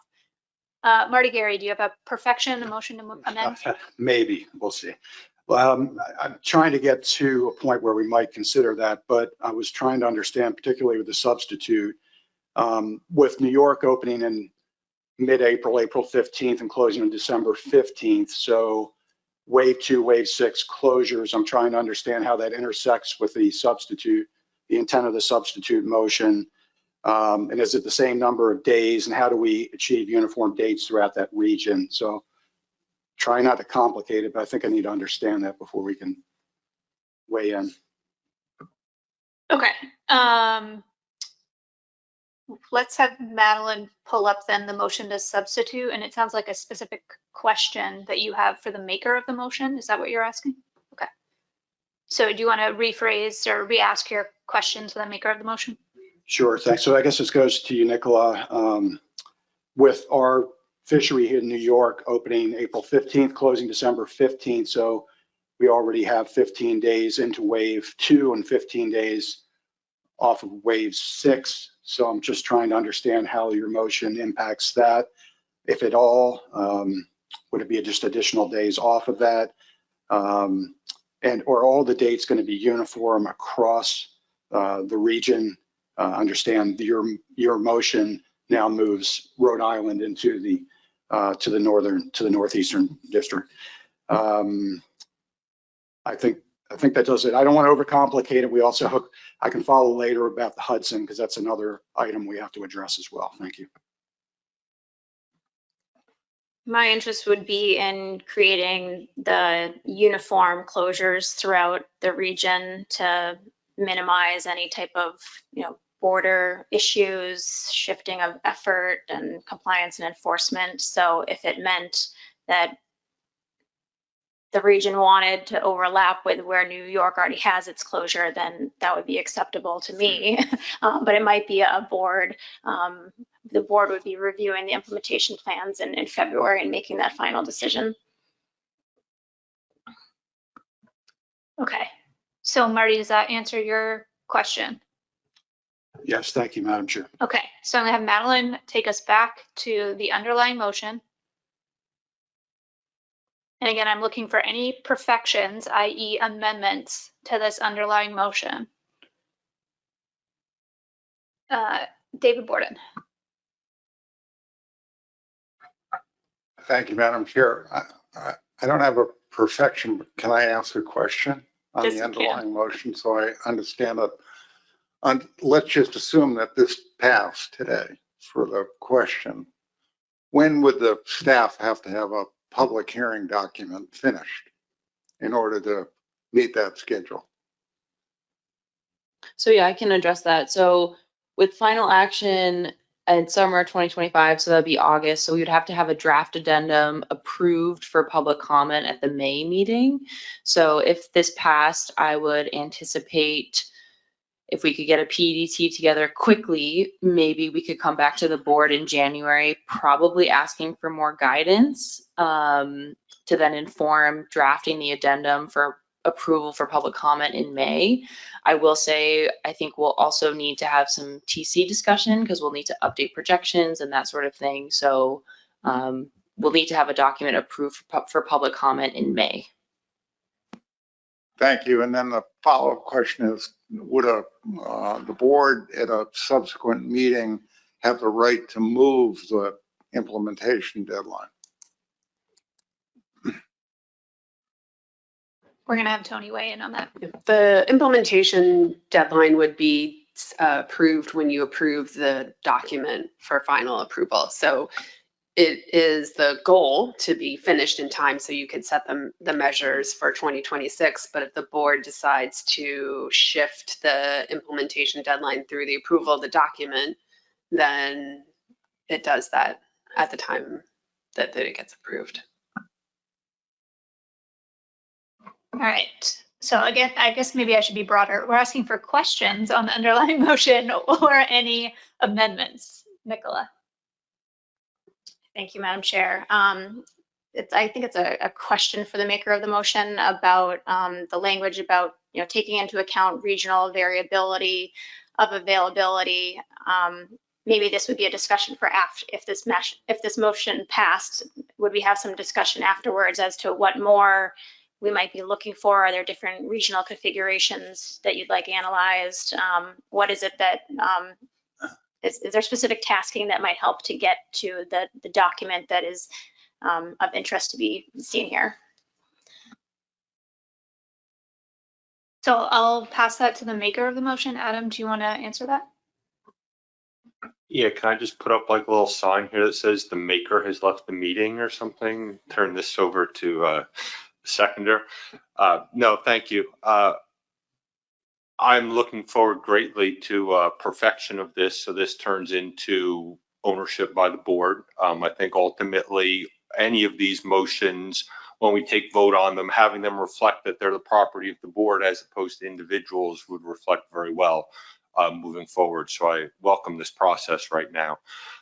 With regard to the specific question about the line here, taking into account regional variability of availability, yes, those regional configurations is exactly what this phrase was meant to touch on, to ensure that those regions that were set up would be both productive in terms of responding to ensure that rebuilding takes place by 2029, as well as accounting for any other concerns that individual states may have about being placed in certain regions with other fisheries. I would also state that with regards to the previous question about timing of this, if the part about action being taken by the summer 2025 meeting is a sticking point at all, we can take that out of there. What I am completely committed to is that final action shall be in place for the 2026 recreational and commercial fisheries. My goal of adding that summer 2025 element was in order to ensure we've heard multiple times about concerns, particularly about those states that issue tags in the commercial fishery, about making sure that that action be taking place in time. I don't think it's going to come as any surprise if the substitute motion is actually what takes place. We're going to hear a lot of comments about those changes to the commercial fishery likely aren't going to take place, is my guess what we're going to hear about issuance of tags. So my goal here is just purely to make sure that everything is in place. Recreational fisheries, businesses know well in advance what changes are coming. For example, in New Jersey, if we were to go ahead and implement anything about a wave 2 change to our fishery, that's going to happen basically last minute in New Jersey, which will go ahead and contribute to non-compliance. So the two questions that came up here prior to my speaking, one, happy to seeing that account for regional variability be changed to something more that more closely resembles what everyone knows more as the regions. And the second element, don't let that summer 2025 be a sticking point. The goal here is to make sure that everything's in place for 2026. So if someone wants to change that, or if staff has feedback as to how to better put that so it's not a sticking point, I'm all for it. Thank you very much. All right, so I have Dave Sikorsky and then Ray Kane, and again, looking for questions or motions to amend. Thank you, Madam Chair. I have a question. I think I know the answer, but I wanted to talk about this on the record. Ultimately, we have a wave 2 closure. At least half of wave 2 is closed in Maryland to targeting of striped bass the month of April. This has been something that came about in 2020. We've had it in place now for 4 years. Yet it's been a bone of contention by some folks that want access to the fish at that point. And from a conservation perspective, well, I've complained about this at many meetings in a row now from a conservation perspective.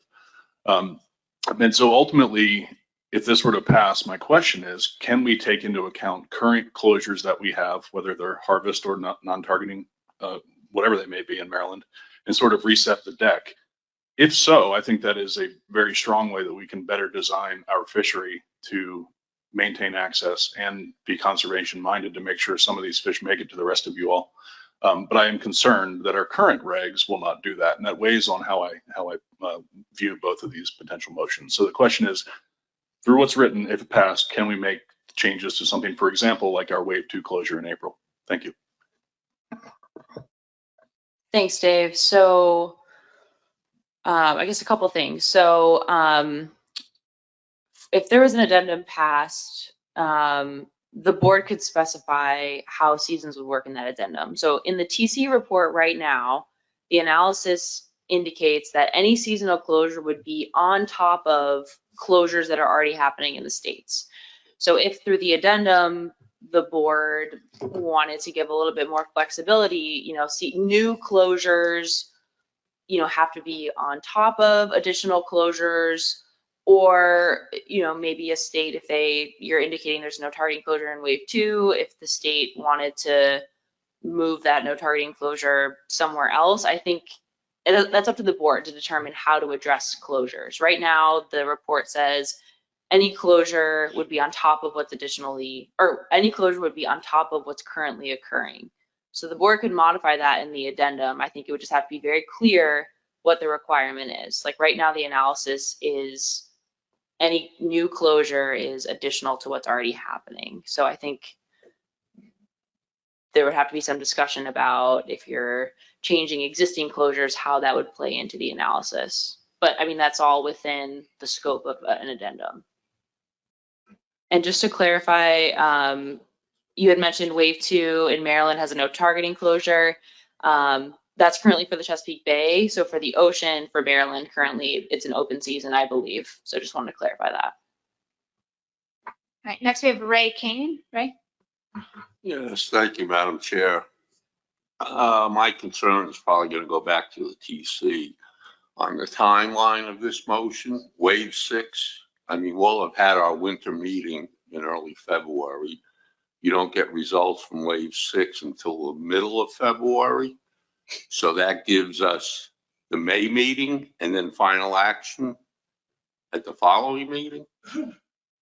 I'm a little concerned about the timeline because we know how this goes. We'll get together for the May meeting and things will get postponed and pushed down the road. And we've heard from the public already that they want action from this board. Thank you.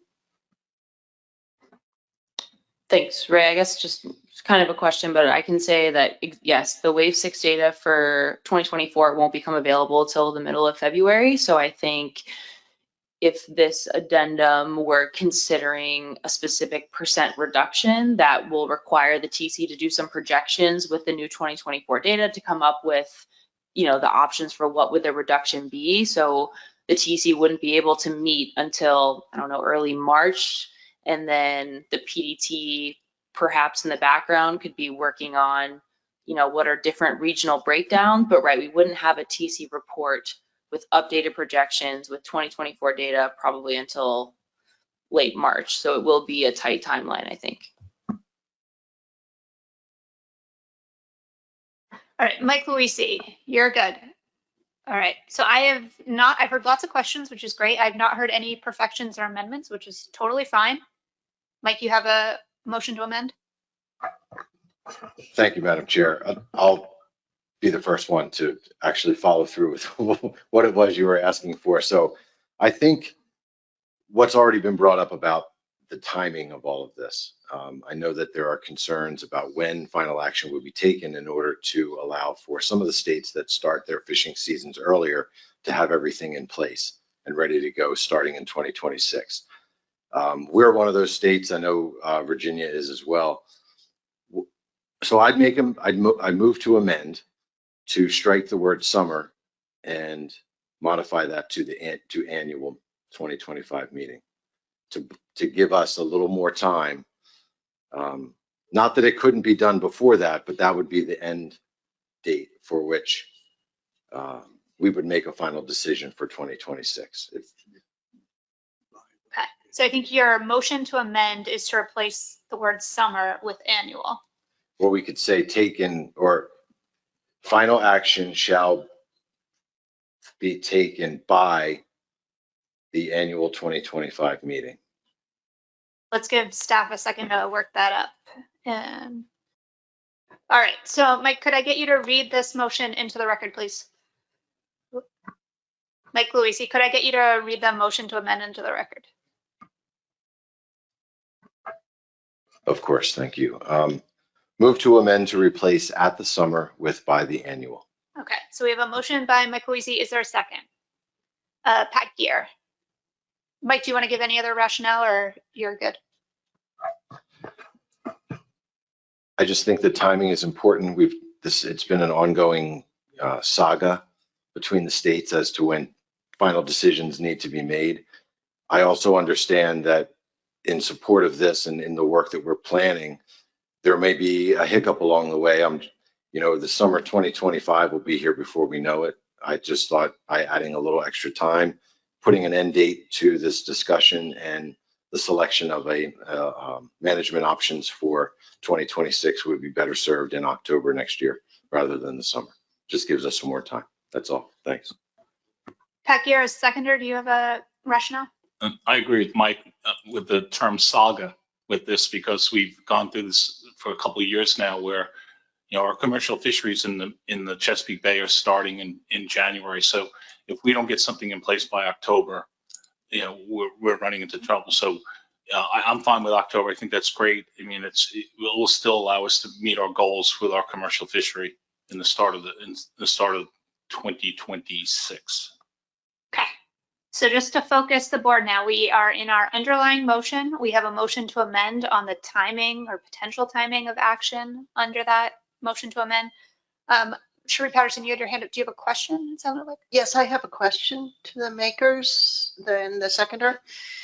Forgive me if my memory is not serving me correctly, but I thought that in board action that late in the year was problematic for Maryland and or Virginia to actually put something in place for the commercial fishery in the following year.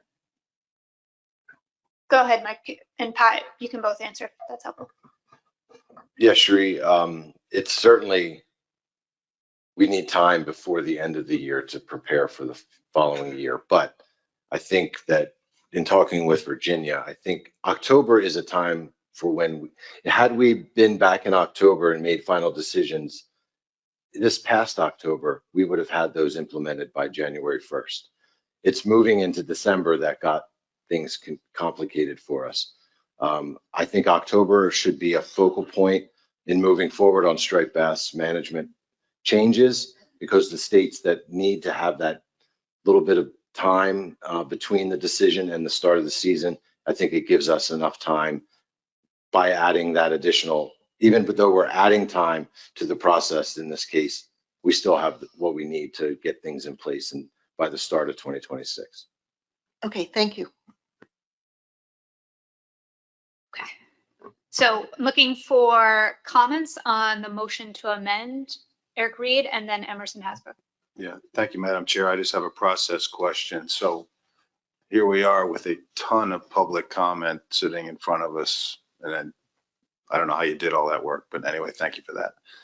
If we initiate an addendum, do we have to go back to the public, which will take time? Yes, we'd have a public comment period for a draft addendum. Okay, so that may delay or take more time. I mean, I guess that's my question. Can the staff support final action by the annual meeting at the latest or not? Yes, we could support that. I think it would be within our typical addendum process of, having the one meeting cycle to do all the hearings and comments. Okay, thank you. Emerson Hasbrook and then Bill Hyatt. Thank you. I also have a process question, not specifically to the underlying motion or to the amendment, but a process.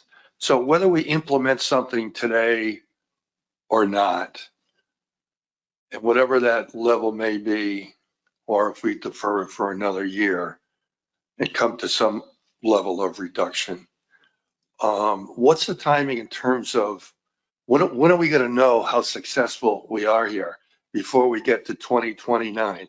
If we do something for 2025, will there be an update in 2025 or 2026? If we don't do anything until 2026, are we not going to know until 2028 how we're doing? At which point it's going to be too late to do much of anything else? Thank you. Yeah, so I think there's two ways to know. One is obviously to do a full assessment update, which is requires we have almost a year on the lag for the data and when we present to you. The other option obviously is just monitoring total removals, and I think we'll know, as we did with 2022, where we could see that we had greatly exceeded what we thought the trajectory of the catch was and needed to take emergency action without an update. So I think the timeline to keep in mind is we are scheduled to complete a benchmark assessment in 2027. We're on the schedule for the June SOSARC for 2027.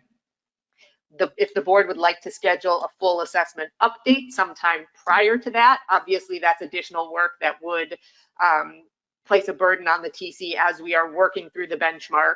But we also have the ability to just monitor catch and see if we are aligning with our removals sort of scenarios in order to see, are we roughly on track with our prediction about F increasing and then decreasing, or not, would take less time and would maybe be an easier check for the board in terms of evaluating our success.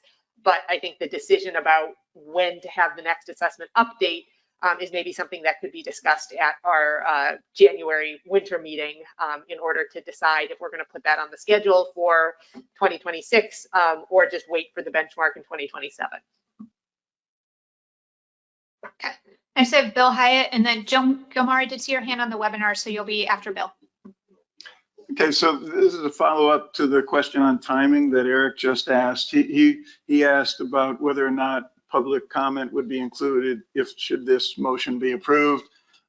With the change that we've made to go from summer 2025 to the annual meeting, my question is not only would public comment be included, but would that time schedule allow for inclusion of data from waves through 2 and 3? I understand that all of 2024 would be available, but also in order, in my mind, to reap the benefits of the additional timeline, you would need to be able to include waves 2 to 3 data. So good question. So wave 3 data for 2025, so that's data for May and June, will become available approximately around August 15th. So the answer is no. We would not be able to include that wave 3 data because the board would have to have a draft addendum approved for public comment at the August meeting for action at the October meeting, and that wave 3 data would not be available yet. Okay. Next I have Jim Gilmore. Thanks, Madam Chair. Can you hear me okay? Yeah, you sound great. Okay, and it's a clarification or a follow-up to what Cherie's question was. Mike's response was we should be able to. So I wanted to just make sure we're clear on this. So if we do go with this motion, that it would be a requirement to have those in place by 2026. So if a state, there was an issue with implementing those because of tags, whatever the commercial official would, that would raise a non-compliant issue. So I was just expecting that to be a yes or no. So back to Cherie's original question, would both Virginia and Maryland be able to implement those without any problem? Thank you. So I'll go to Maryland and Virginia.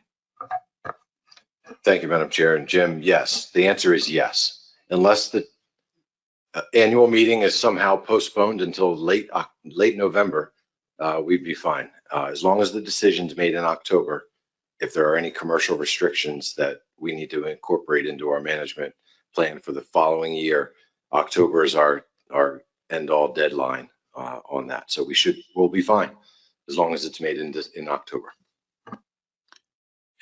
Jim, in regards to Virginia, yes, we will be able to do it with an October date. We'll be able to do it by the end of the year.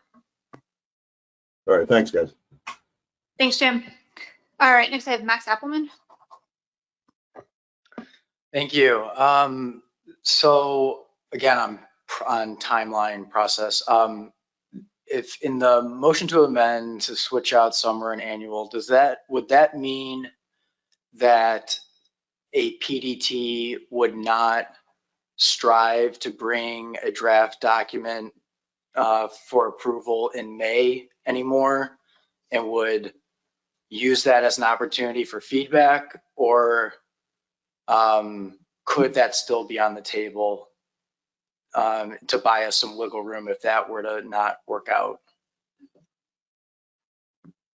So yeah, I think the PDT could still strive to bring a document to the board if the board made it clear that they wanted to see a draft document in May. And I think this just leaves the option open for the board to take more time to perfect that document and come back to it and approve for public comment in August, or if the board could make decisions to approve it in May. So I think the PDT still could strive to bring a document by the May meeting if that is the intent of the board. This motion, if the board switched it to taking action by the annual, the PDT could still try to bring a document by May if the board made that clear that that's what they were looking for in May.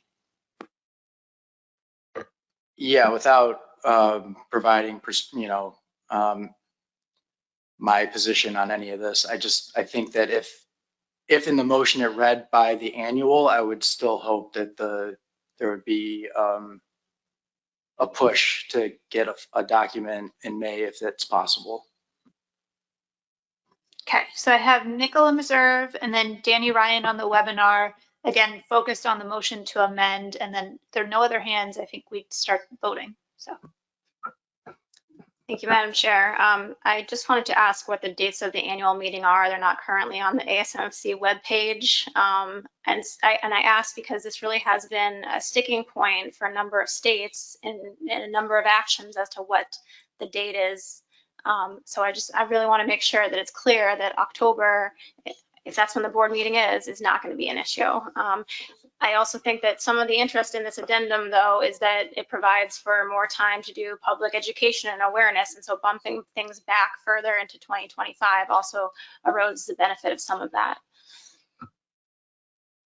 Tony, dates on the annual meeting? Yes, I believe the contract was signed last week, or it will be signed this week. It is October 27th through the 30th, so the last week of October. All right, on the webinar, we have Danny Ryan. Thank you, Madam Chair. I guess I just have a clarifying question in relation to the question that Bill asked. And I understand that the Wave 3 data won't be available to include and to have public comment on that, but by extending from the summer meeting to the annual meeting, does that give the board and the TC the ability to use the Wave 2 data? Would the Wave 2 data still be available for use if the extension were not in place?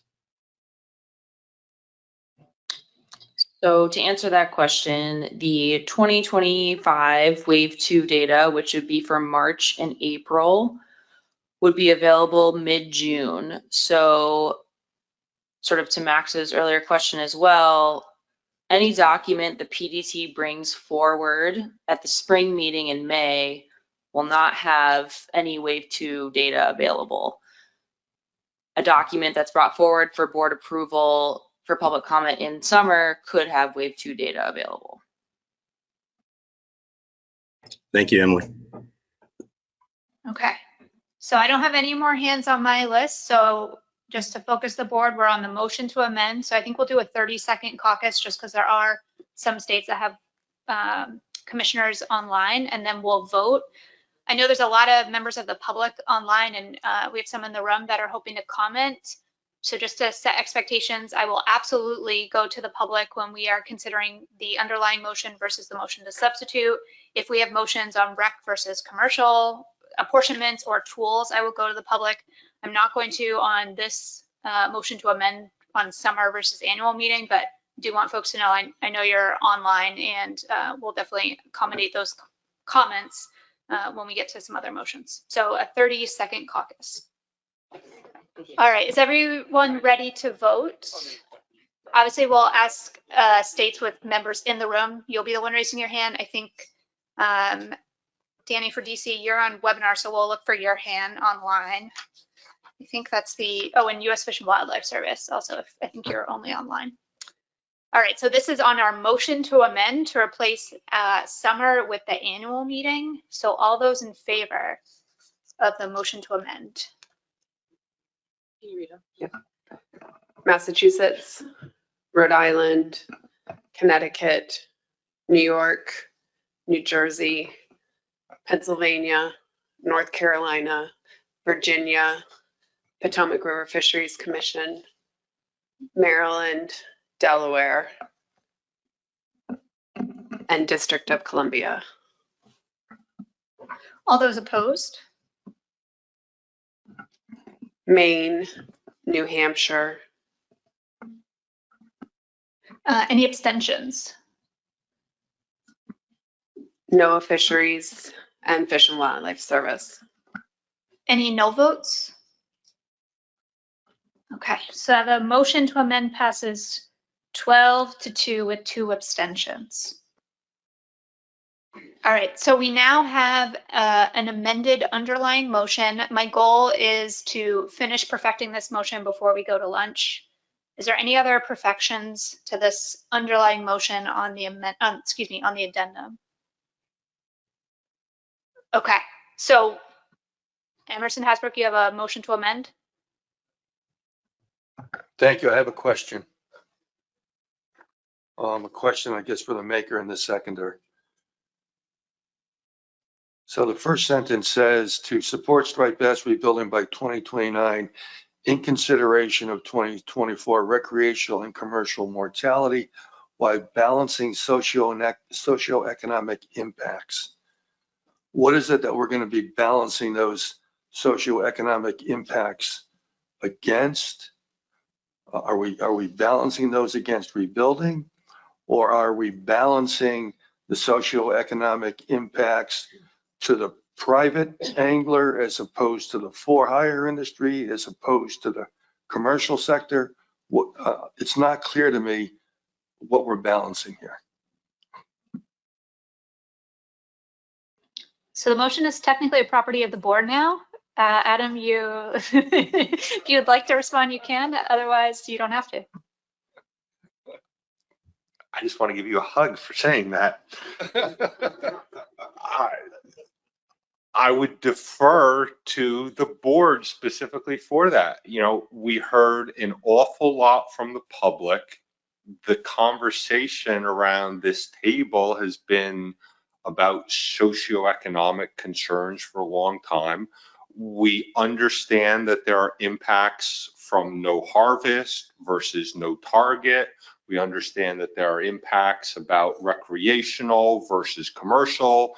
We understand that there are impacts from one region versus another.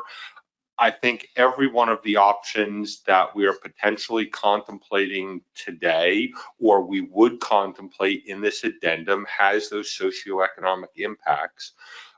So I think that this statement is a signal to the public as well as a message to the PDT to give the board information to justify our actions with whatever information is available, whatever can be analyzed, to give us information in order to make a decision that best weighs those concerns that we've debated as well as the public has brought forward to us. That's the best answer I can provide you for myself. I would certainly welcome yourself or any other board members about further clarifying something they want specifically detailed in this motion with regards to that. Emerson, you're all set. Josemino, additional perfection or?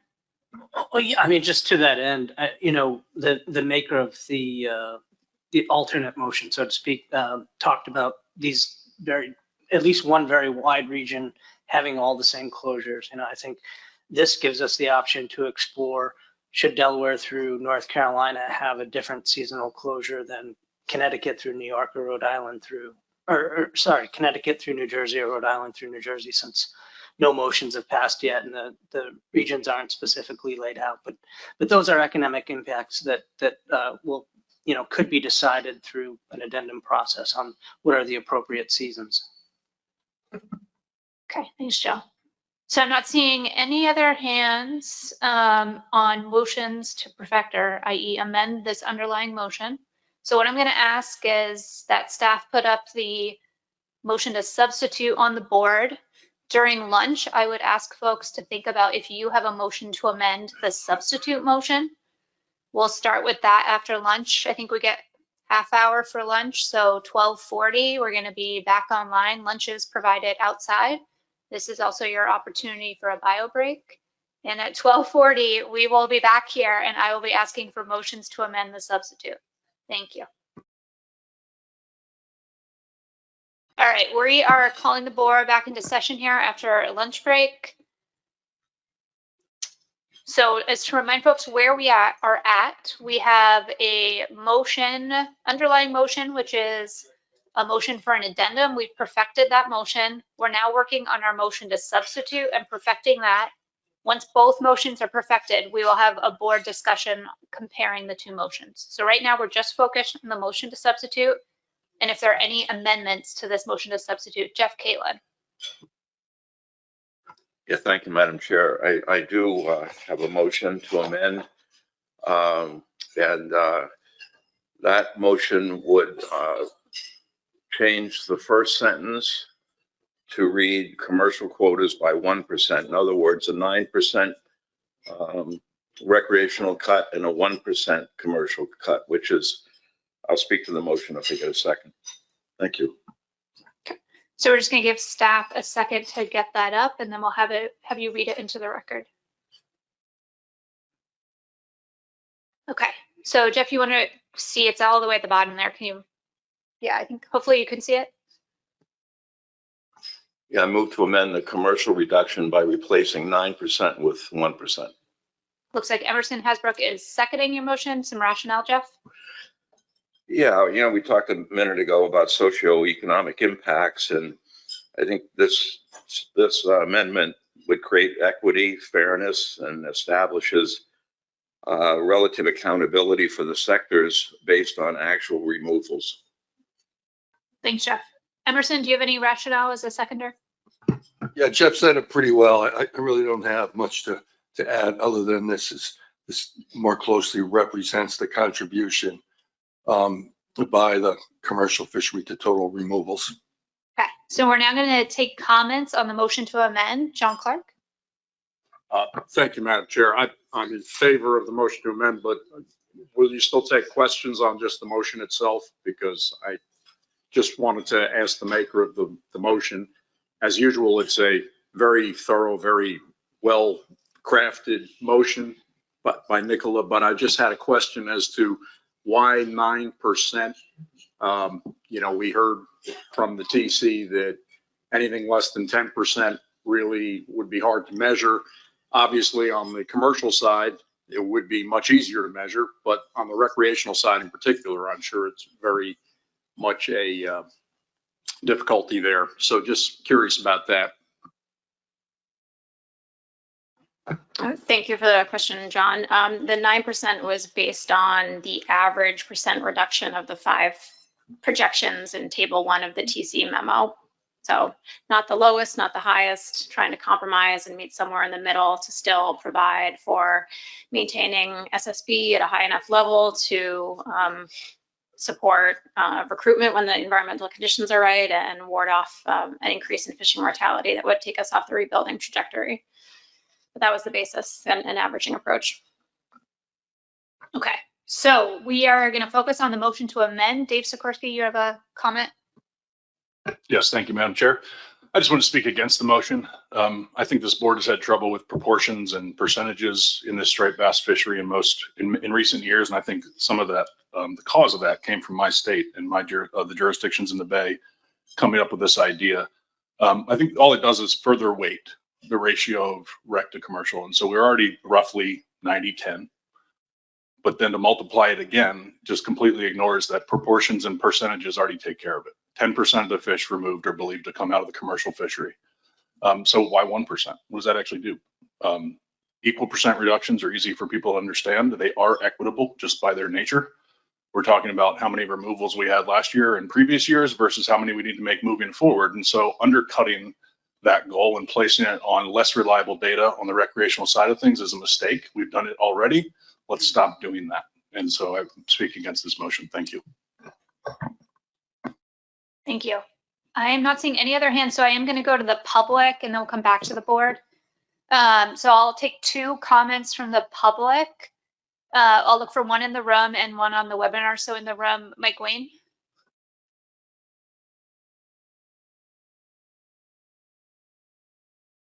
Thank you. Keep it at 2 or 3 minutes, Mike. Yeah, I'll be even shorter. Thank you, Madam Chair. Mike Wayne with the American Sport Fishing Association.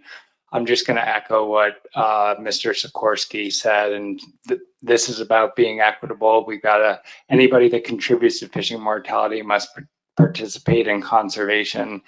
And I just question, if the board continues to give conservation passes, is it realistic that we'll actually achieve such significant conservation goals in the biological reference points for this fishery? Thanks. Thanks, Mike. All right, to the webinar, I see Marcin Puzio. Hopefully I said that name correctly. This is a comment on the motion to amend replacing the commercial deduction with 1%.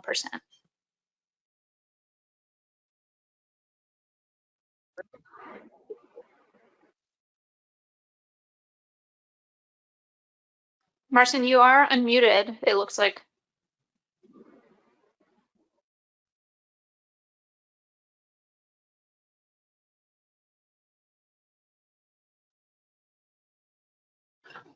Marcin, we can't hear you on our end, so I would recommend checking your microphone connection, and we'll go to the next person and we'll come back to you. Okay, so the next person I had was Joseph Albanese. This is a comment on the motion to amend. Yes, hi. My initial question, I guess, has been answered in the great presentation by Emily. And I just want to say, I think that to some of the cynics that think that the board doesn't listen to the public, I think Emily showed that that's not the case at all. She did a great, thorough job capturing all the different comments from the public. But if I could go back to one slide that you presented, Emily, I think there was one slide that contradicted another one in the advisory panel report. One slide, it said there was one AP that seemed to want to maintain the status quo. And then the next follow-up slide was that 8 APs supported the status quo. So I wasn't sure which one it would be. And then lastly, I just wanted to comment that someone once said not to decide is to decide. I don't know who gets credit for that, but I think if the board does decide to continue with the status quo, I think that is a decision, and that is in compliance with the public who seems to want the board to take action. So maintaining the status quo does take action. Anyway, can you answer that contradiction, Emily? Hey, Joseph, so we are not in a question phase right now. We're looking for comments on the motion to amend. So if you have a comment on the motion to amend, I'll take that. Otherwise, we're going to move on. The previous motion to amend, I support. This one, I don't. It's too complicated for me, to be honest. I can't make a decision on this one. Okay, thank you very much. All right, so we're going to go back to the board now. So I saw some additional hands go up. Yeah, Robert Brown. Yes, thank you. I'm opposed to this motion that it's on the floor. Last year, the commercial fishery just had a 7% cut. We haven't even had time enough to see what is the result of that to start with. Back in 2018, we had a 20% cut. We had another one in 22, and then we had the 7% again last year. And if you look at the commercial fishery, and you look at these, we have less than 9%, or right at 9% now, less than 10. That if you look and see every time we get a cut, and if you see things getting better, it's not. And the reason it is, our percentage is so small, and we are a minority into the fishery now, that what is happening is the small part we're getting is so insignificant what we are now. It's not maintaining. You can't see where anything's getting better by cutting the commercial fishery. You got to realize that nobody owns the fish. The commercial fishery doesn't, the recreational doesn't. It belongs to everybody. The person who is not into the water, the person who's say he plays golf on weekends or whatever he may do, and he wants to go out and have fish for dinner. The commercial fishery is the people who serve that fish to those restaurants. I also heard during some of the testimony here earlier, rapid analysis. It was not enough time to do the complete project. And it was uncertain of many of the things that may come out of it. We need to take time and do this right. So we are opposed to any change, status quo. Thank you. Okay, and just to clarify, I think you would be in favor then of the motion to amend, which is reducing from 9% to 1%. I just want to make sure it's correct for the record. Well, 1% is better than 9%, but at this rate that we just had 7% taken last year, I'm not in favor of no cut at all at this time. Thank you. Got it. Thank you very much for that clarification. Dennis, do you have a comment on the motion to amend? Thank you, Madam Chair. It seems to me that replacing 9% to 1% really will not have an effect, being that the commercial fishery has not been catching their quota for a good number of years. So I don't see how they will be affected at all. Surely we don't want to affect anyone, but the truth of the matter is that in our actions today, we could affect a lot of people, and that's the pain that goes along with the condition that the fishery is in. But again, if the commercial side was catching their quota, to me, it would be a different story. And then they would realize a cut, but cutting 1% or some other percentage off the commercial quota really doesn't, from my point of view, does not have an effect. Thank you. Okay. I have Nicola Meserve and then John Clark. Thank you. So my preference is for the 9% across the board, but I'm open to considering something a little bit less for the commercial fishery, but 1% just doesn't pass a straight face test for me. It's not a meaningful contribution. John Clark? Yes, thank you, Madam Chair. First, just to Dennis's comment, we do catch our quota, and 9% or 1% would be a reduction to what our fishermen catch. But 1% is better than 9%. But once again, I think that if this is the route we go, I would prefer to see this. But I think, as has been stated many times, commercial fisher, we know how much they're catching. Based on what we've heard today, 9%, especially with what we're going to be doing recreationally, we don't know what kind of impact it'll have, but 9%, we know that takes 9% out of the revenue of our fishermen. We've been cutting them, and I just don't think it's fair to take the same amount out of both fisheries. Thanks, John. Jim Gilmore? Thank you, Madam Chair. And just following along, Dennis's comment goes back a few years. So in New York, the last 2 years, we harvested our full commercial quota last year. And again, right now we're at 99% of our quota. So any reduction to the commercial fishery, is going to have an impact of that. 1% I'm not particularly thrilled with. I don't think that maybe is meaningful, but there will be a reduction if we come up with a percentage. Thank you. Thanks, Jim. So I'm going to see if there's new hands first. I'm only seeing people who have spoken already. Okay. So I'm going to allow Robert T. Brown, then Dennis, and then we're going to caucus. Yes, in reply to Dennis, there's a reason why we can't catch our quota is because it is in the allocation. When the allocation goes through the state, we would have to over allocate our amount of fish to catch it because some of our fishermen don't fish. And so we could catch more. It's not that we're not catching it, it's that the way it is, we cannot go over our quota because if we do, we end up and get penalized for the next season. And the way it is now, we're coming as close as we can to it without going over it, trying to stay within the means and what we expected out of the Atlantic States Marine Fisheries Commission to keep us in compliance. Thank you. Dennis? Yes, thank you. I do stand corrected on my statement regarding the quotas in New York and Delaware, but overall, we're still not catching, which means to me that the Chesapeake Bay is probably catching, a lesser percentage. Okay. So we're going to do a 30-second caucus, and then we're going to vote on our motion to amend.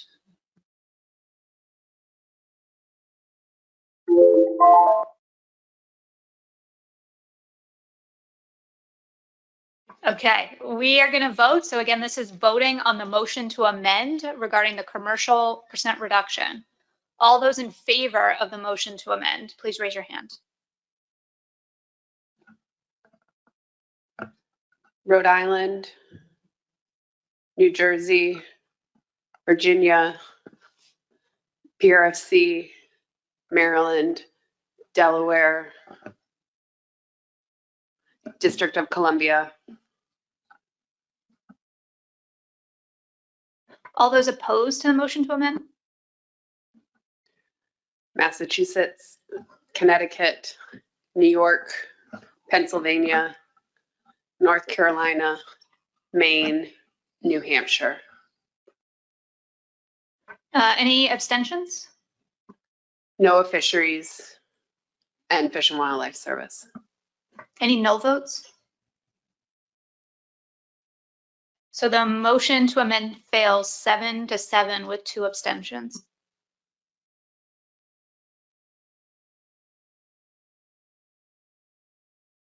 Give us a second here to clean this up on the screen, and then we'll get back to our discussion. All right, so I had heard from Marty Gary that you had a question on the motion. Is that question still out there, or are you all set? Yeah, Madam Chair, I wasn't sure of the timing on this, but this was from my earlier conversation. I didn't quite close the loop on some of the New York concerns related to this one, to the Hudson River. Is this the appropriate time to ask for that clarification? Let me just see, are there any other motions on the commercial percent reduction? Okay, I'm going to table your question, Marty, till we figure that out. Great. Emerson Hasbrook, you have a motion to amend? Thank you, Madam Chair. Yes, move to amend the commercial reduction by replacing 9% with 5%. Okay. We have a second from Ray Kane. And just give us a second, and then I'll go to you for some rationale, Emerson.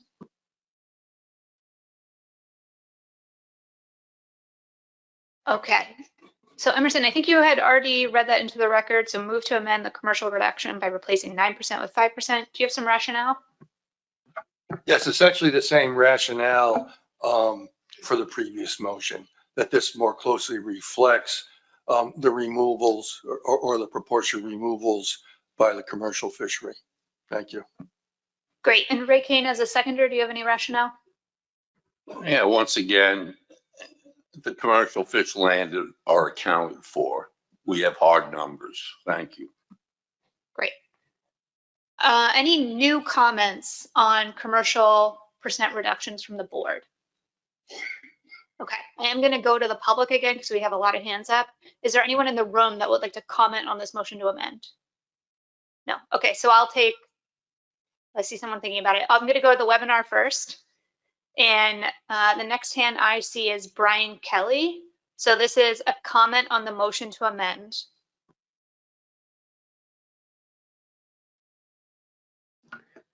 Brian Kelly, you have to just unmute yourself by clicking the microphone button. There you go. Yes, hello board. Thank you for taking my comment. I am in favor of this motion for the 9% reduction in commercial and recreational. Okay, so just to be clear, I think you're actually opposed to the motion to amend if you're for the 9%. Yes, so I would oppose. Okay, thank you for that clarification. Thank you.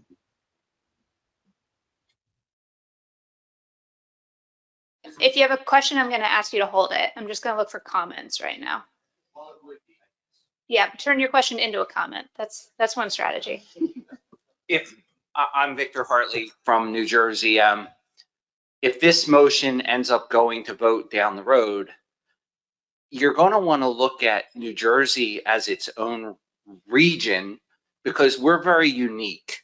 We have no commercial industry and we have a recreational industry. They're both the same. So you got to look at that. New Jersey can't be clumped in with all these other regions because it would never work. Okay. Thank you for your comment. We'll talk about the regional breakdown in a little bit. Okay, so I'm going to bring it back to the board. Any new comments? Dave Sikorsky, a new comment on the motion to amend. Thank you. The member of the public just kind of reminded me of something that's important for us to consider, where New Jersey has that curveball when it comes to how they allocate their commercial catch. Maryland did this proportional thing already a couple times over the last few years. And I'm not mistaken, last year's numbers Bay-wide looked something like 65%, 35% recreational versus commercial in removals in the Bay. So board members, again, how do you think we should be treating these really small year classes? By giving people passes or not? That's the vote we're making right here. Do we want to conserve the resource that's in the Chesapeake Bay to grow into a future fishery? Because our commercial fishery has been catching upwards in the 90 percentile of its quota in normal years. In fact, our coastal gillnet fishery couldn't have its quota put in place in time in 2024 and exceeded its quota by about 7,000 pounds, which it will pay back.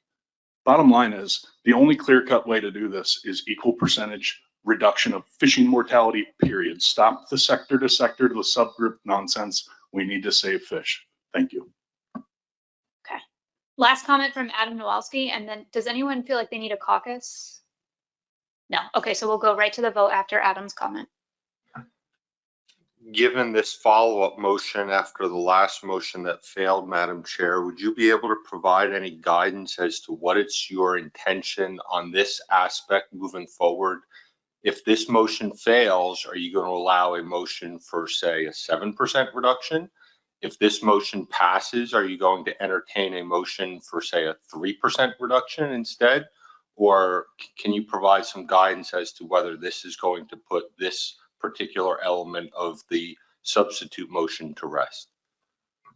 So future motions on percent reductions are in bounds as long as it's not one we've considered. I would ask the board to think about what is a meaningful difference in the percent reduction in terms of this substitute motion overall. Follow up?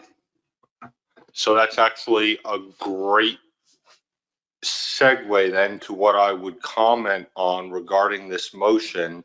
I'm going to remain opposed to it on the basis of a 10% reduction, a 9% reduction as per the substitute from 10% of the fishery is actually, if I'm doing the math right, less than a 1% total change in the removals, if I'm doing that math right. So we're now talking about parsing between 1, 5, and 9% of the commercial removals. We're talking about an impact to the total removals between 0.1, 0.5, and 0.9%. Even given the fact that every fish is supposedly counted on the commercial side, I think what we're talking about here, and the TC would agree, is just imperceptible changes. If there's going to be a reduction here that's considered equitable, it has to be to the maximum extent practicable that's equitable from both sides. I think at the 9%, we're already way below something that's perceptible, and now we're talking about 1 and 5% of less than 10% of the fishery.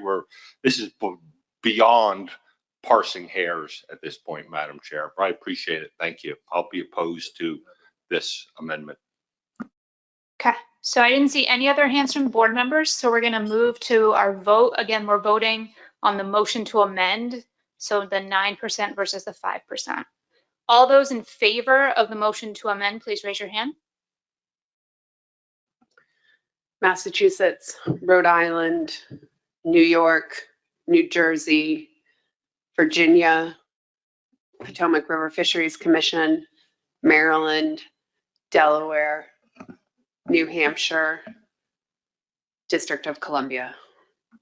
All those opposed? Connecticut, Pennsylvania, North Carolina, Maine, Any abstentions? Fish and Wildlife Service, and NOAA Fisheries. Any no votes? Okay. So the motion to amend passes 10-4 with 2 abstentions. So give us a second to update the motion on the board and we'll move to the next part.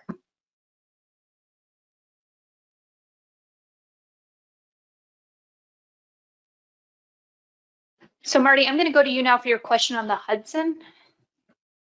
Okay, thanks, Madam Chair. And I just turned to Nicola to see if I could get some clarity on how the motion impacts the Hudson River fishery, which is, just as a reminder, is a slot limit of 23 to 28 inches, April 1st through November 30th.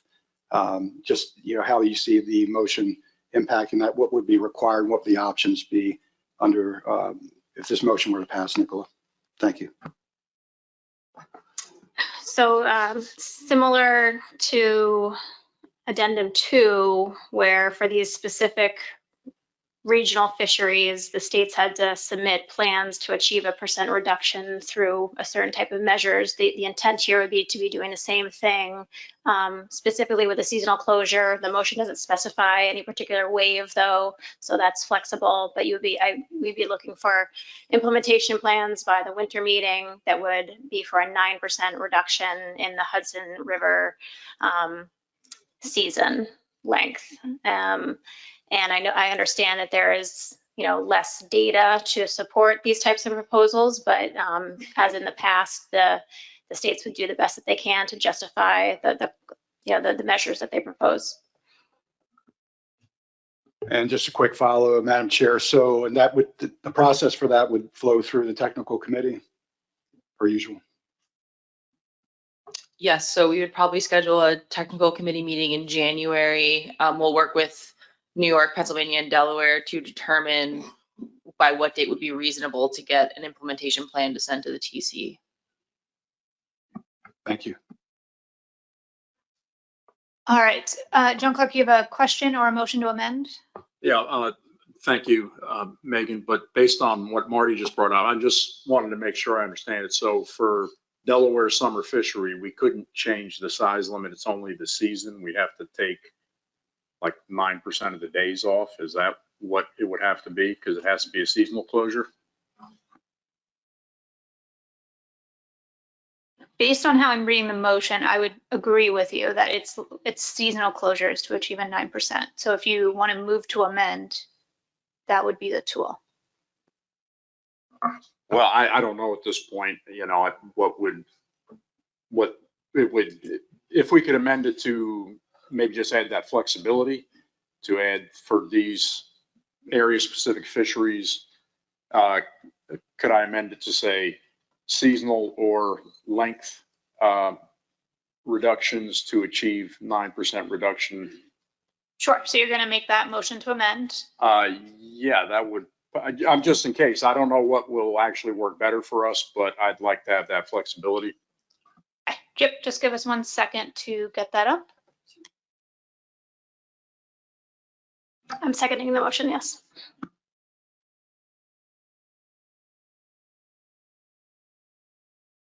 And just to clarify, John, I assume this is for all 3 of the area specific fisheries?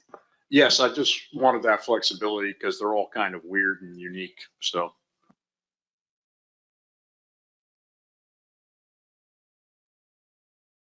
Okay. So John, can I get you to read that motion into the record that starts with the 4 area? Oh, with pleasure, Madam Chair. For the area specific fisheries, move to amend to add after seasonal closures or size limit changes. So that's a motion by John Clark. We had a second from Nicola Meserve. You've given some rationale, John. Are you all set or anything else? No, I think it's been covered. Thank you. Nicola, anything? All good? Any comments on the motion to amend?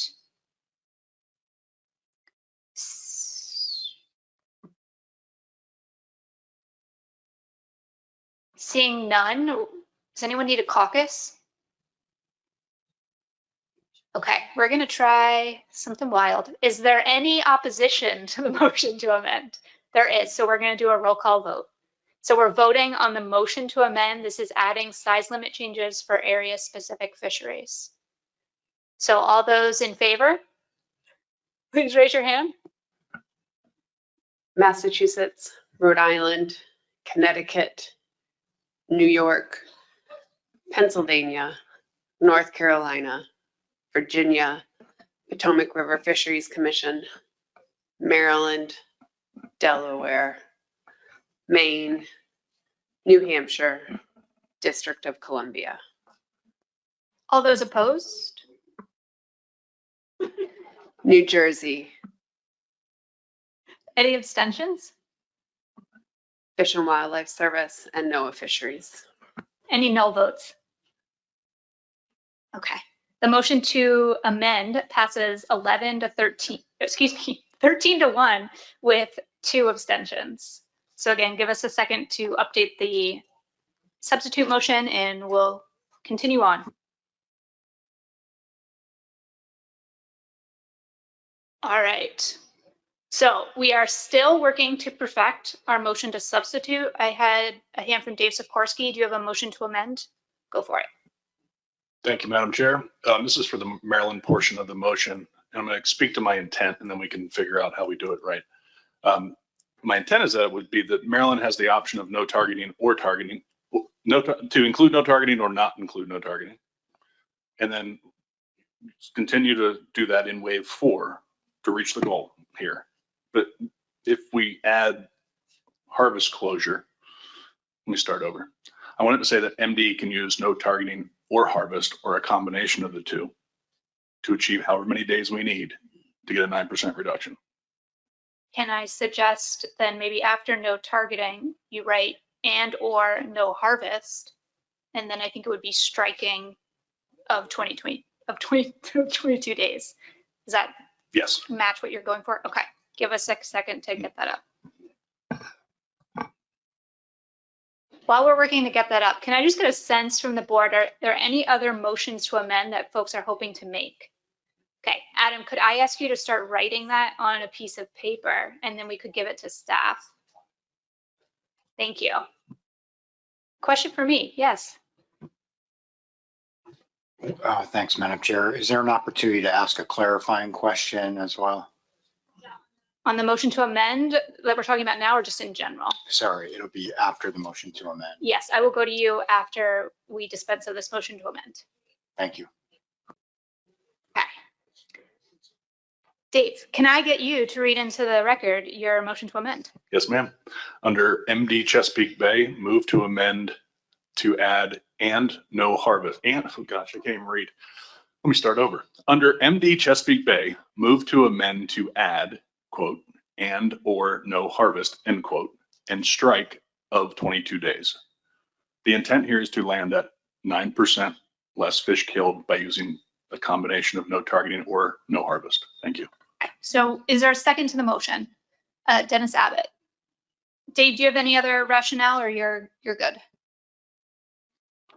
Yes, thank you. Ultimately, losing days on the water has been a major issue for our for hire sector. Some of the stuff I've talked about in every single meeting since I've joined this board is related to closing days on the water when we're not saving fish, and Maryland's done that effectively in April. And so ultimately, our industry is at a breaking point in our fisheries at a point where they're really, unfortunately, not catching much, folks. So my gut tells me that in reality, we're going to save enough fish, but not completely gut what's left of our recreational fishing community.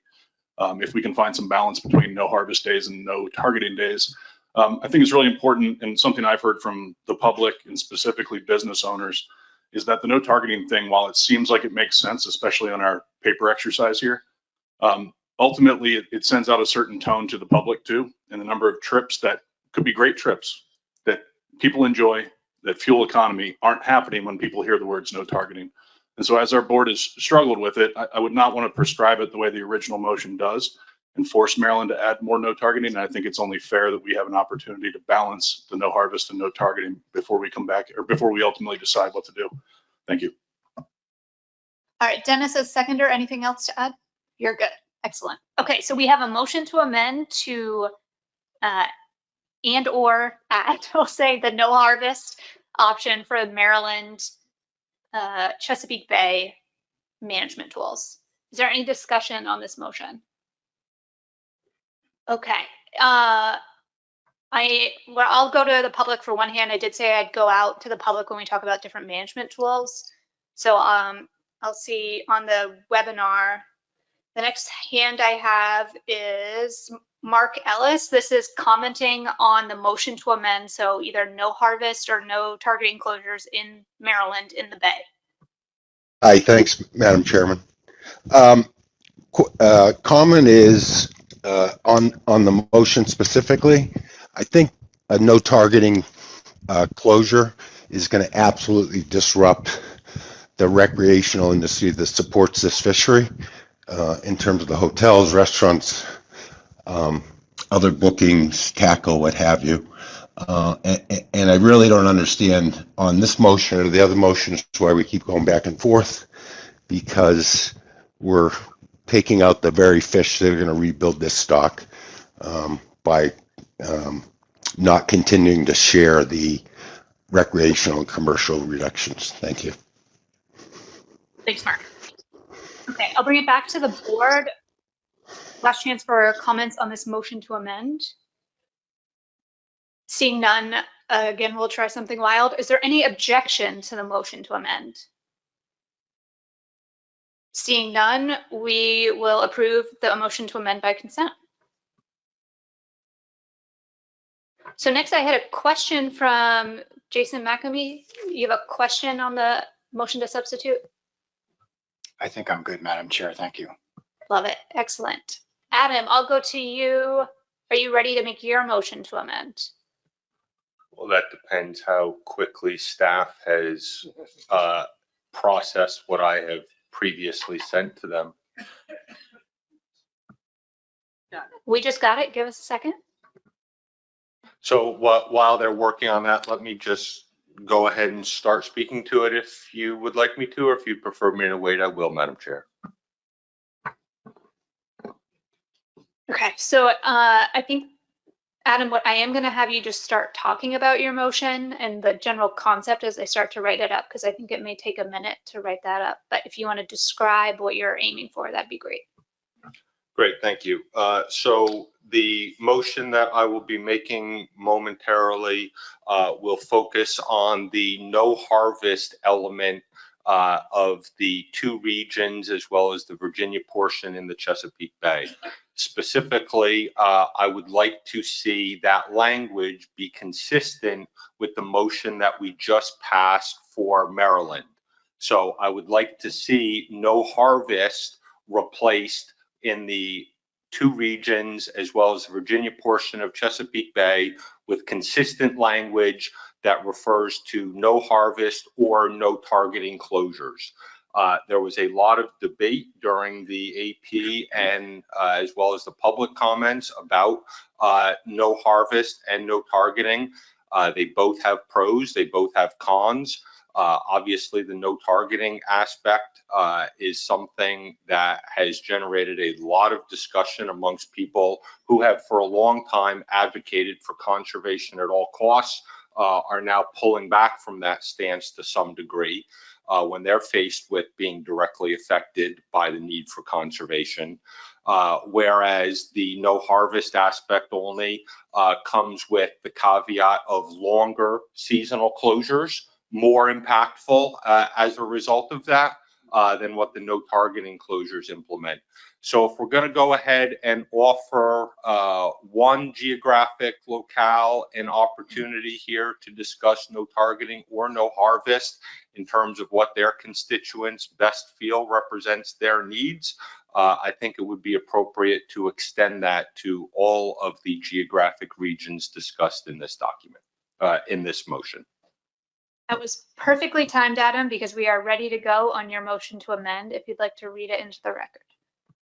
For Maine to Rhode Island region, Connecticut to North Carolina region, and the Virginia Chesapeake Bay region, move to amend to add and or no targeting closures and strike the 22 days and 18 days. And I'll just add respective to the Maine, no, you're good. From Maine to Rhode Island, Connecticut, North Carolina, and Virginia Chesapeake Bay, move to amend to add and or no targeting closures and strike of 22 days and of 18 days, period. Great. Thank you, Adam. And we had a second from Emerson Hasbrook. So we're now going to discuss this motion to amend. Yes, Roy Miller. Thank you, Madam Chair. It's not clear to me how this motion and the previously passed motion applied to the Potomac River Fisheries Commission.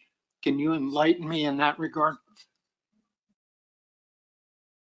Yes, so the Potomac River Fisheries Commission and the District of Columbia can each choose to match either Maryland or Virginia's closure. Okay, and Emerson, my apologies. I should have gone to you as seconder, so I'll let you go next. Quite all right, no problem. We're moving along just fine here.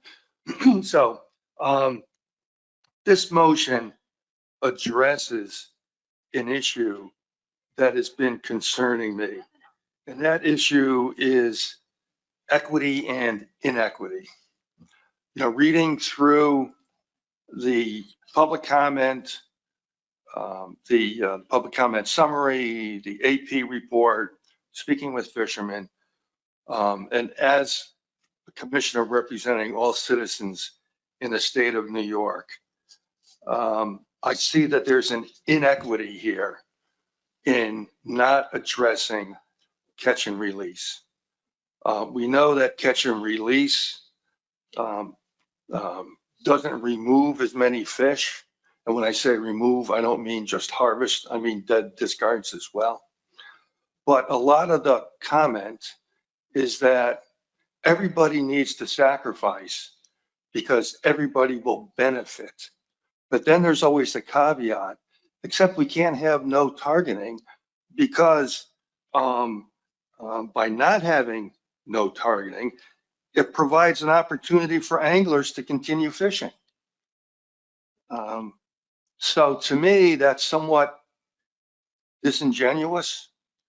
And I know that no targeting is difficult to enforce, but we've been ignoring the removals by people who continue to target striped bass during close seasons and otherwise.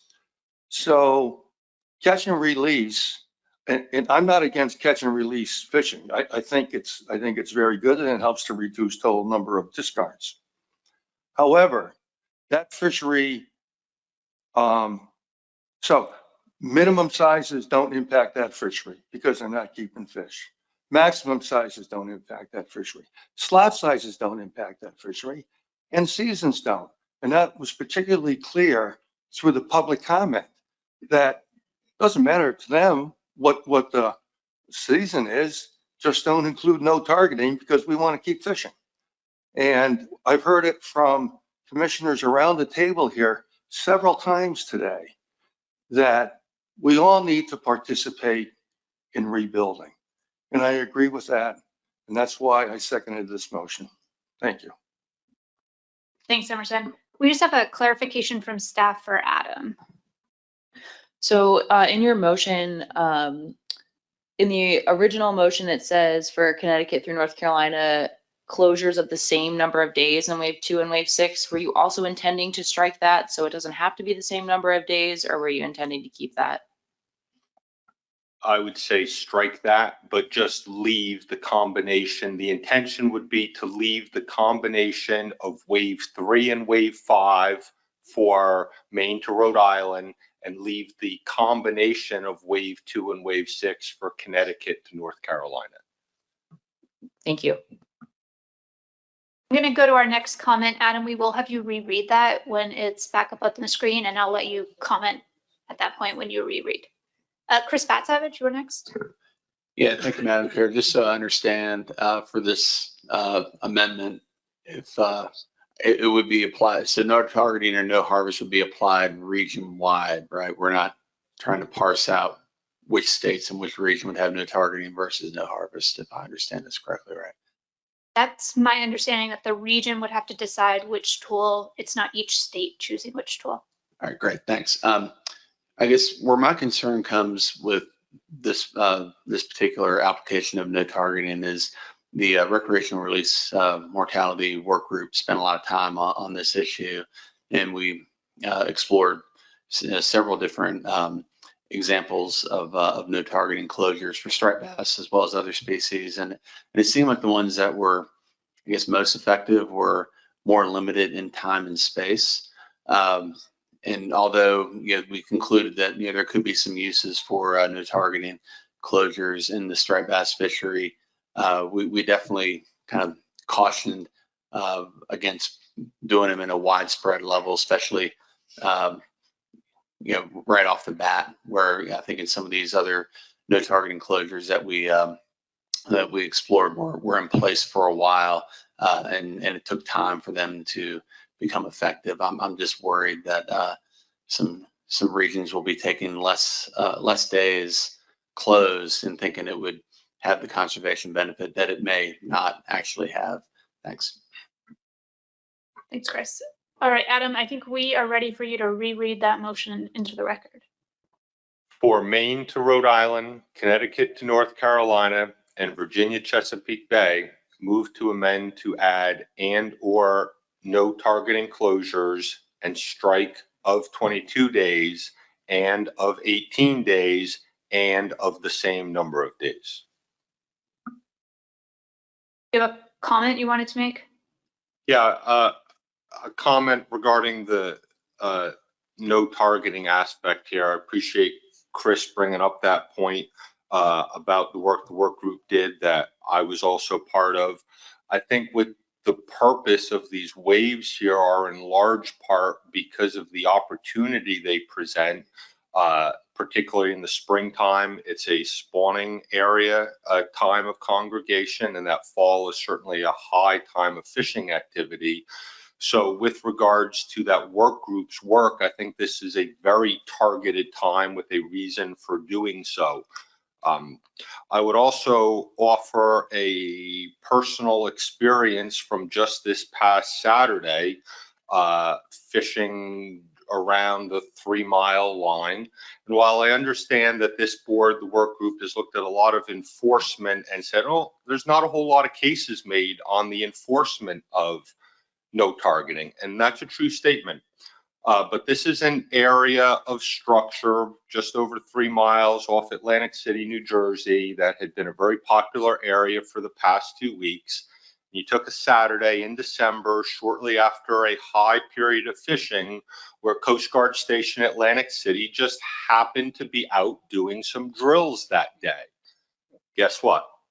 There was nobody there striped bass fishing on Saturday.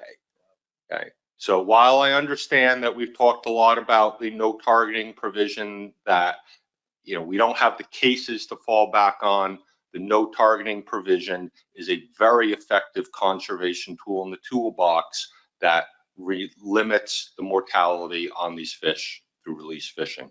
Thank you. Thanks, Adam. Nicola Meserve, and then last comment will be Emerson Hasbro.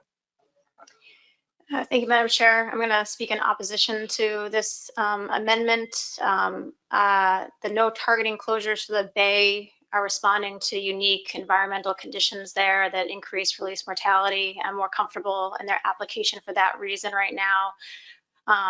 And I was also reflecting on the board's work group that looked at this issue and saw more reasons against them than for them at this time. I also struck by the fact that we keep on talking about anglers that harvest a fish and anglers that catch and release fish as two separate entities, and that is just not the case.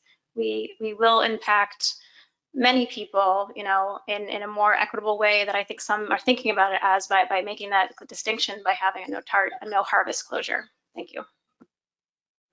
Emerson Hasbrook. Thank you, Madam Chair, for the opportunity to comment again. So just to go along with what Adam just mentioned, even though there's difficulty in enforcing no targeting closures.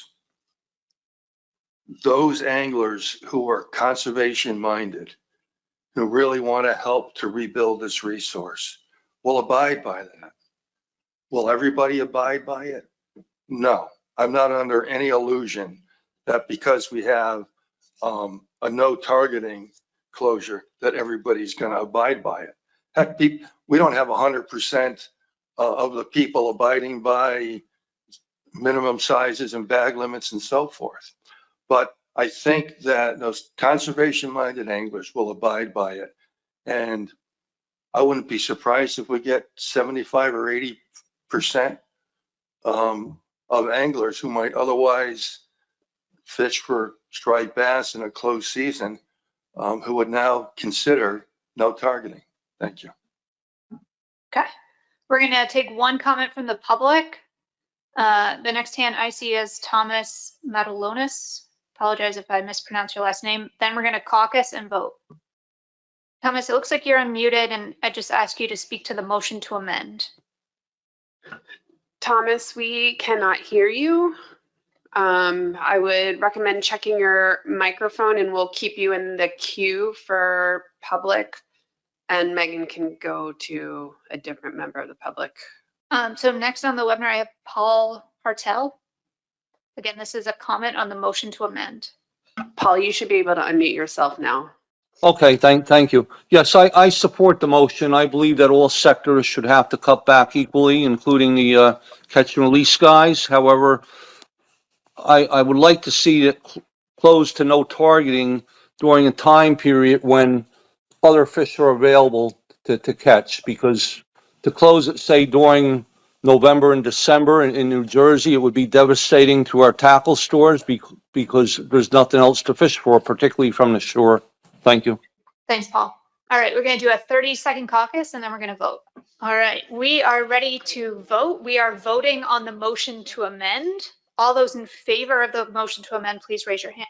Rhode Island, Connecticut, New York, New Jersey, Virginia, Potomac River Fisheries Commission, Maryland, Delaware, District of Columbia. All those opposed? New Hampshire, Maine, North Carolina, Pennsylvania, and Massachusetts. Any abstentions? Fish and Wildlife Service and NOAA Fisheries. Any no votes? Okay. So the motion to amend passes 9-5 with 2 abstentions. Give us a second to update that and we'll carry on. So while we are updating the motion on the board, I think I have had a comment from Rhode Island, so we'll go to you guys. And I would just ask if there are any other motions to amend the substitute motion, please see me now. Thank you, Madam Chair. So I originally had a motion to amend. However, the motion that just passed took care of what I was attempting to do. So there's no need for that anymore. I'll just take a moment though to the flexibility is what, I was after, and that last motion kind of allowed us a little more flexibility in when the closures happen. I also wanted to note this is going to sting for Rhode Island being in this northern region, but I feel it's the right thing to do. Our fishery is more like those fisheries, and if we had been put into that other group, I think the idea here is to do something meaningful. This is a lot more meaningful for Rhode Island than it would have been in the other regions. So I just wanted to kind of acknowledge that and get that on the record. But thanks to the makers of the last motion, they took some heat off of what I was trying to do. So thanks. So I have not seen any hands or received anyone coming up for a motion to amend. So what I'm going to have us do now, we've perfected both motions. Congratulations. We are now going to debate the underlying motion versus the motion to substitute. So the addendum versus the board action. I'm going to do 2 in favor, 2 oppose, and then we'll just keep repeating that. I'll ask for new comments, so something that's new to the discussion. and we'll work that way until we are ready to vote. So could I see folks who are interested in commenting in favor of the motion to substitute, raise your hand. And those looking to comment in opposition to the motion to substitute? Great, thank you. We had a question from Max. We'll start with the question. Yeah, it's not written in the motion, this motion to substitute, the overall intent to achieve a 9% reduction, which I think I heard when the motion was made.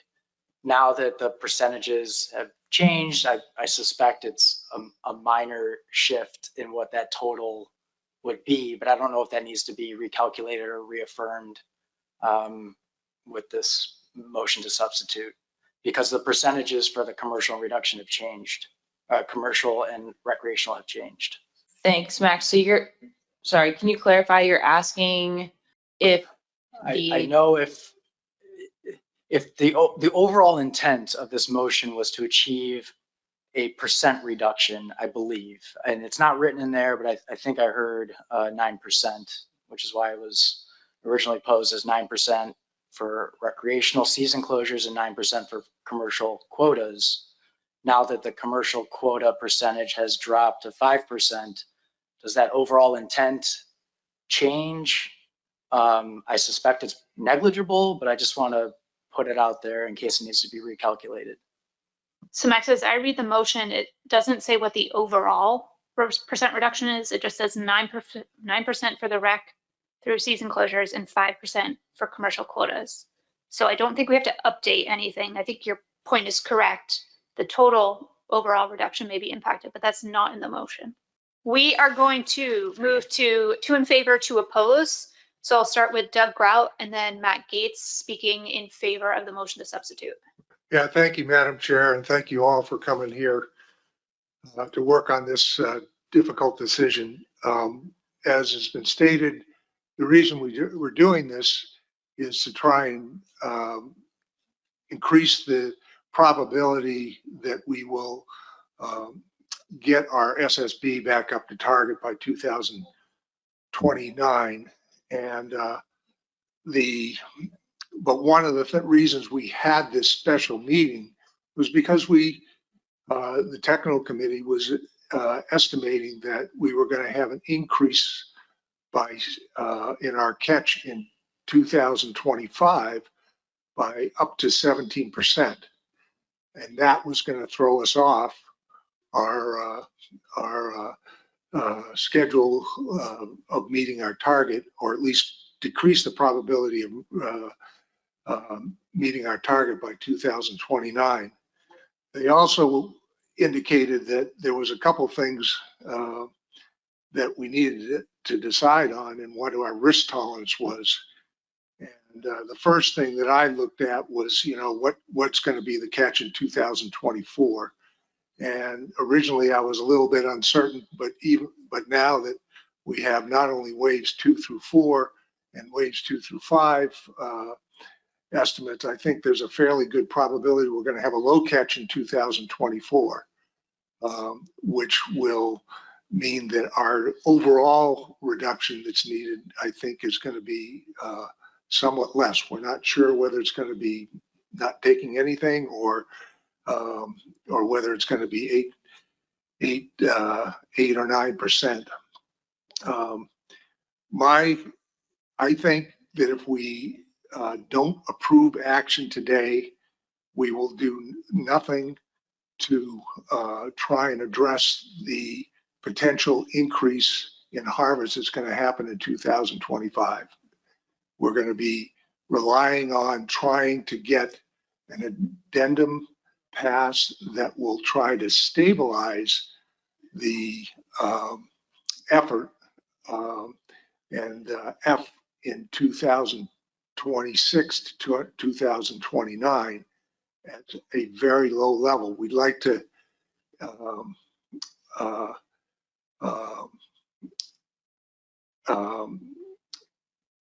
try to, I think I'm going to support moving forward with this because I think we need to try and do something right now to temper the increase in harvest that we're foreseeing in 2017.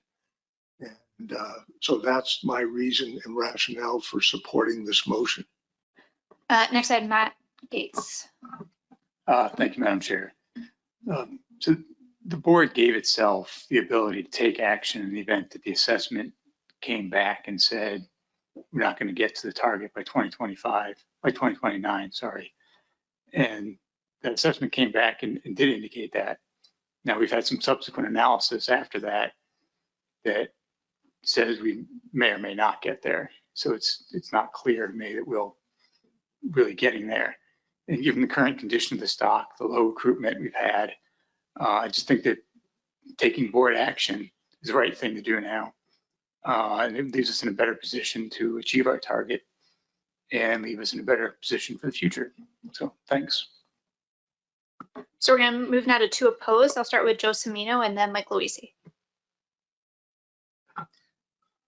Thank you, Madam Chair. I'm going from strongly opposed to opposed. I think it was important to include the no targeting closures. I think before that, action was just a half measure, almost by definition, since we were ignoring 50% of the mortality.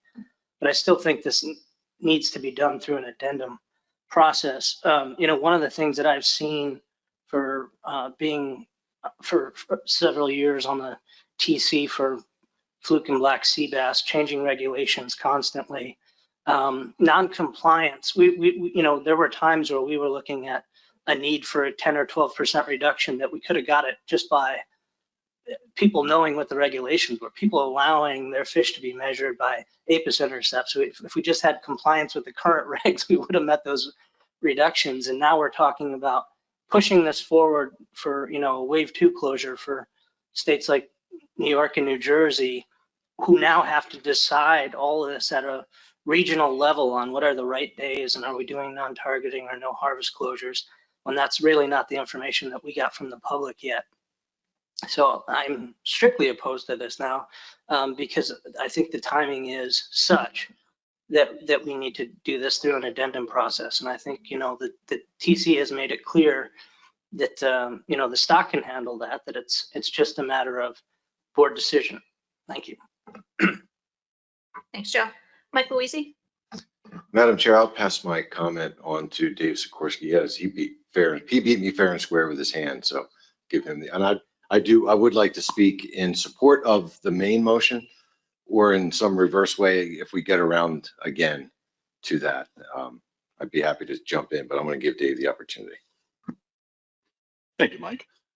I started the day thinking about, or heading into this meeting thinking about what can we do to set something in motion that leaves us there until we are guided by the benchmark stock assessment, which should be November of 27. And I think that a cut is necessary.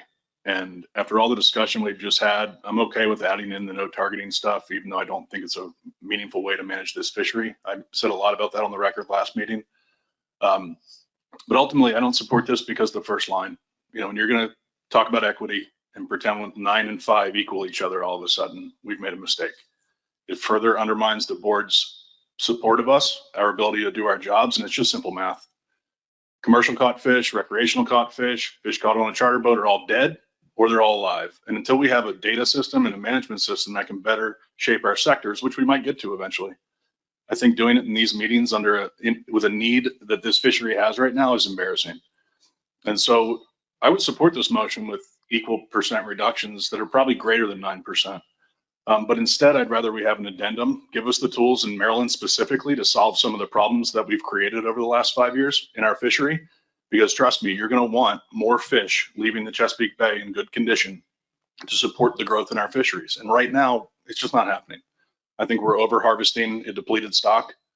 I think the difference between recreational and commercial efficacy and efficiency in the water is playing out in the waters of the Chesapeake.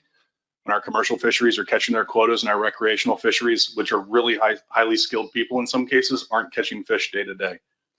Some of our board members went fishing with a really popular guide in October and caught 3 fish on a full day fishing in the Chesapeake Bay. So we need to save more fish. I think this is a less than ideal way of doing it. And I'd prefer focus on the addendum, even though I wish we could really save a lot more fish in 2025. So I oppose this as up there today. Thank you. All right, we're gonna go back to 2 in favor. Next I had Emerson Hasbrook, then Chris Savage, looking for new types of comments. Sorry, am I up? We're having a sidebar here, sorry. Thank you, Madam Chair. So as the TCSAS memo points out, there are a lot of uncertainties going forward here.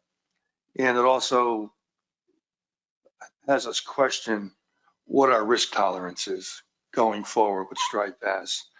So we can't predict the future.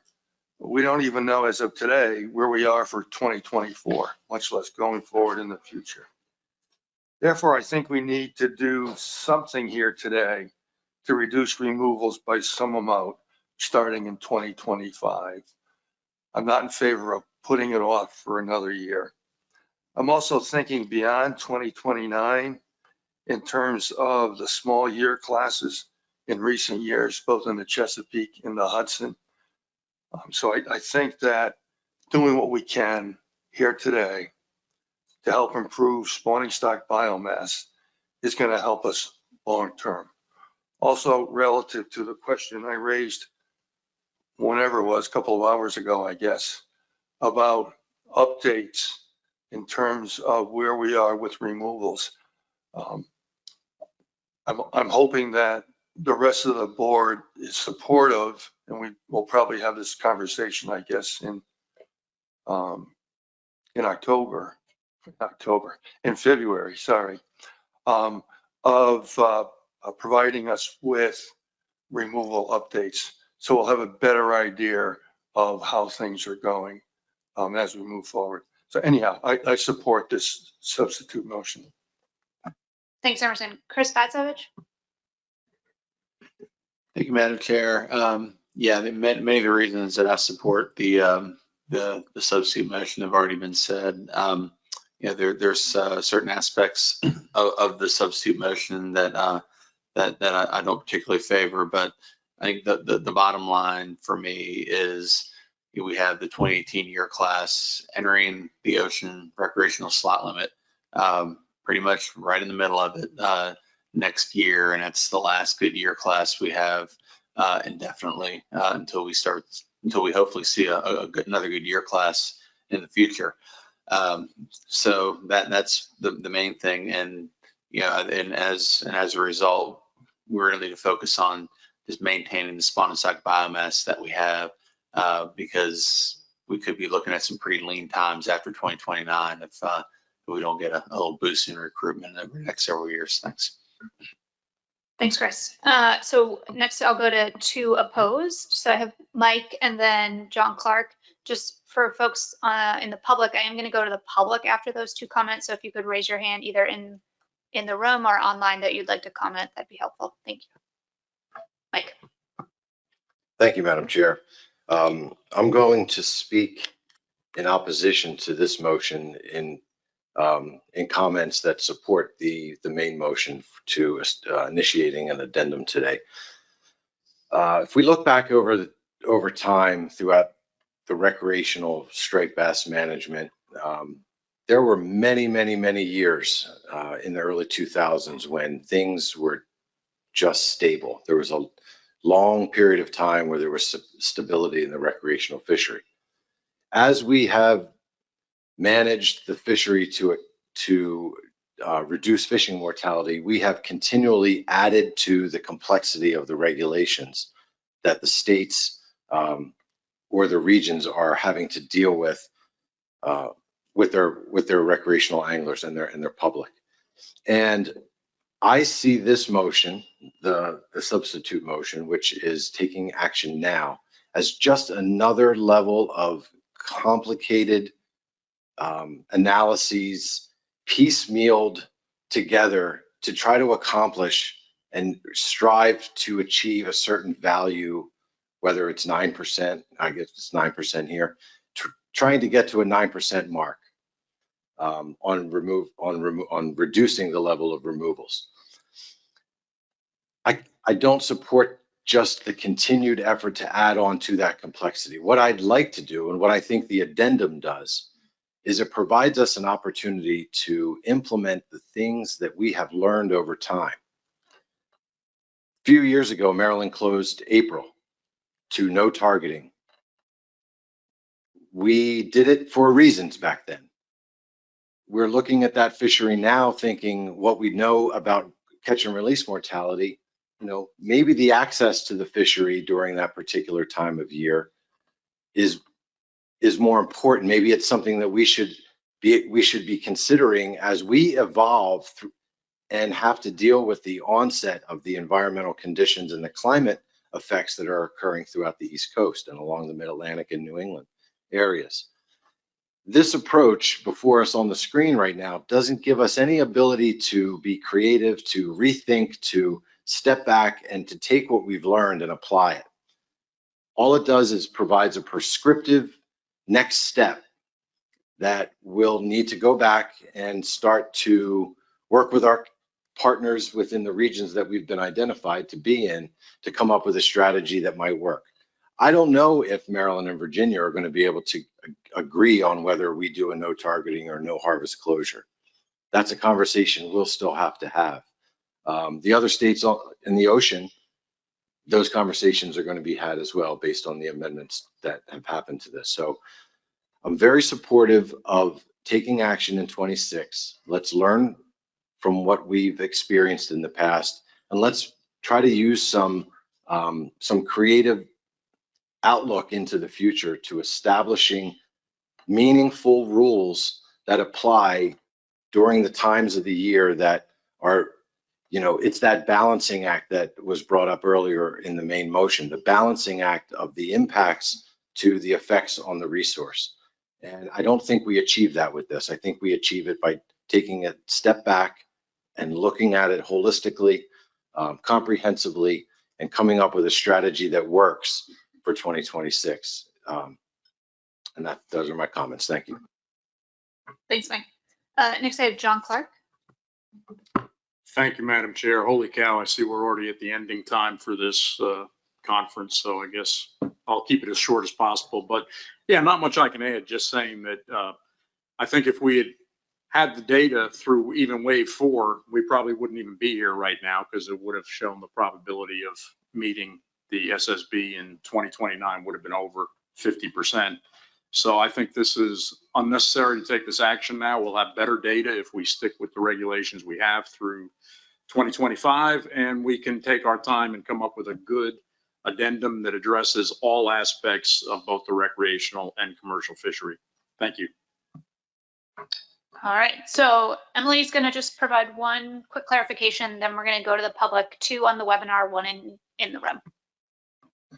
Thank you, Chair. I just want to remind the board that if this motion passes and if regions were to pursue no targeting closures for their implementation plans, there are 2 sets of assumptions for no targeting closures the TC provided. One where you assume striped bass only trips would be eliminated. They would no longer occur. That's the shortest possible closure. The other assumption is that those trips would still occur, but they would target a different species, so it would be a slightly longer closure. So the TC can provide both, all of that information, both sets of assumptions. I think it would be up to the region to propose to the board which assumption they would propose is most appropriate. So at that point, it would be back to the board to review the region's proposals. So just a reminder, there are 2 assumptions for no targeting closures in the motion right now. For the Maryland no targeting closure, one of those assumptions is specified, but for the other regions, it's not specified. So it would be up to the regions to look at both of those assumptions and go from there. Okay, so the first 2 hands I saw on the webinar were Patrick Paquette and then Rick Bellavance. So we'll start with Patrick. Thank you. Thank you for the opportunity to comment. I first want to appreciate the hard work of the board wrestling with this comment. I've been doing this for a really long time, interacting with ASMFC management. And I see nothing but a dark reality for the future of the striped bass fishery. More citizens want to catch these fish than I believe the stock can handle. All the long-term science points to a shrinking stock. The environmental conditions appear to be the problem, not any one sector or portion of the sector. I see a future in the long term with seasons. I see the motion before you as the beginning of getting our way toward what's going to happen as we get to coming out of the next assessment. I urge the board to consider the Atlantic striped bass as being at high risk of overfishing in 2025. I urge you to consider that risk as the TC urged you to consider risk. I urge you to pass this motion and to begin transitioning all of us, all sectors, into the reality of a smaller striped bass fishery until the environment changes. And I just don't see that future in anywhere close to the near term. Thank you for your work today. Thanks, Patrick. Next is Rick Bellavance. Thank you, Madam Chair. Appreciate the opportunity to comment, and I thank the board for their work, particularly Mr. Nowalski and his amendment to put in no targeting closures. I think that's a move forward, but I still oppose this motion to substitute. I think it singles out Rhode Island a little more than the other states, and being from Rhode Island, I don't like that. I think there's a lot of confusion about how these negotiations are going to work in the different regions. I think that should have been clarified a little bit more, and I think it feels to me like a rush job. I feel Mr. Luisi's comments about taking the time to do it right and thinking through all of these different management strategies is a better alternative, so I would oppose it. And thanks for the time to comment. Thanks, Rick. All right, we're going to go to the room now. So I saw Mike Wayne with his hand up, and then I think there's maybe one more hand, and then we'll come back to the board. Thank you, Madam Chair. Mike Wayne with the American Sport Fishing Association. I oppose the substitute and support the main motion. I think the public process is really important for such a significant decision of season closures. And it seems like on the fly, the board has chopped up this motion to look a lot like the conservation equivalency process that I think everyone had opposed moving forward with, given the status of the resource. And so I think giving the addendum the opportunity to consider this more thoroughly, really develop options out that the public can consume and provide input on is the best path forward. I think about, you guys know that I am part of a lot of these fishery management discussions, and this is probably the most unique fishery that ASMFC manages, especially recreationally. And I look at the public comments, and I know there's millions of striped bass anglers out there, millions. And I'm only seeing 2,800 comments from a lot of the same people that we know have been commenting.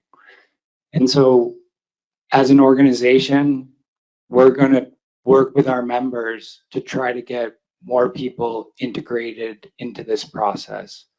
We know that the recreational fishery is very diverse, and I don't feel like the public comments really are a good reflection of that diversity. And so where's the opportunity to get those individuals into this process? Where's the opportunity to give folks the chance to get involved and engaged? I don't think it's on the fly with this substitute motion. And I challenge the board to go the addendum route and reach out to the constituents that they haven't heard from. Don't talk to the same folks that you've been talking to all the time.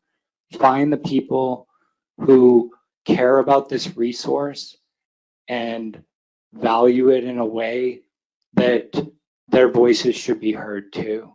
And that's what we'll do as an association ourselves. Thank you, Madam Chair. Thanks, Mike.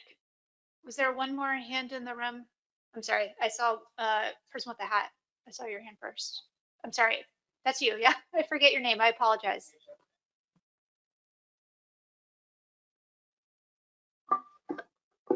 I'm from New Jersey, Captain Victor Hartley.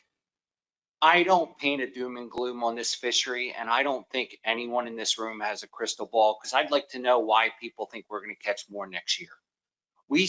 And the Chesapeake Bay is not the primary source for this fishery anymore. When I was younger, we fished in the Delaware Bay and we caught a ton. Those fish moved. We don't catch them there no more. Now we're in North Jersey. We see a ton of little fish coming out of the Chesapeake Bay or out of the Raritan. We have released more fish this year than we ever have with the new rule, which hurt us. If we shut down for any amount of time, that will probably take a half of our business away. Your own numbers say that there's a chance we might make it by 2029. There's a chance we might not. It's not much difference in any of these percentages. I don't understand also why we're just looking, what if we don't rebuild by 2029? What if it's 2030? A businessman's in business. The plan is you make out good in 5 years. So what? Maybe it takes 6 years. We are releasing more fish right now than we ever have before. Along with November this year, we lost 15 days due to weather. We're a 75-foot boat.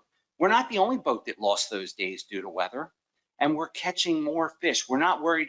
One other thing I don't hear anybody here worrying about is the bunker that's getting taken out by the Omega fleet is affecting our bass. It's affecting the whales that are around this year. We need to start worrying about some of the bait. But another thing you should think about if we have to take a closure is looking outside the box. We're in the for hire sector. If we have to close a season for 20 days, okay, let's close it Monday to Thursday, but let's give everybody Friday, Saturday, and Sunday to fish. That means we're not closed down for a whole entire month or 37 days, whatever it's going to be. It'll give us a chance to make money every week. All you guys think the same way every single meeting I come to. You got to start thinking outside the box. How can we protect these people who make a living? And let me tell you, I know a lot because I've lost houses over this industry based on decisions that have been made here. And I've rebuilt, and it gets harder and harder. And now my kids are doing this. But that's all I have. You got to start thinking outside the box. I mean, not the same ways we do every single year. Thank you, Victor. Yep.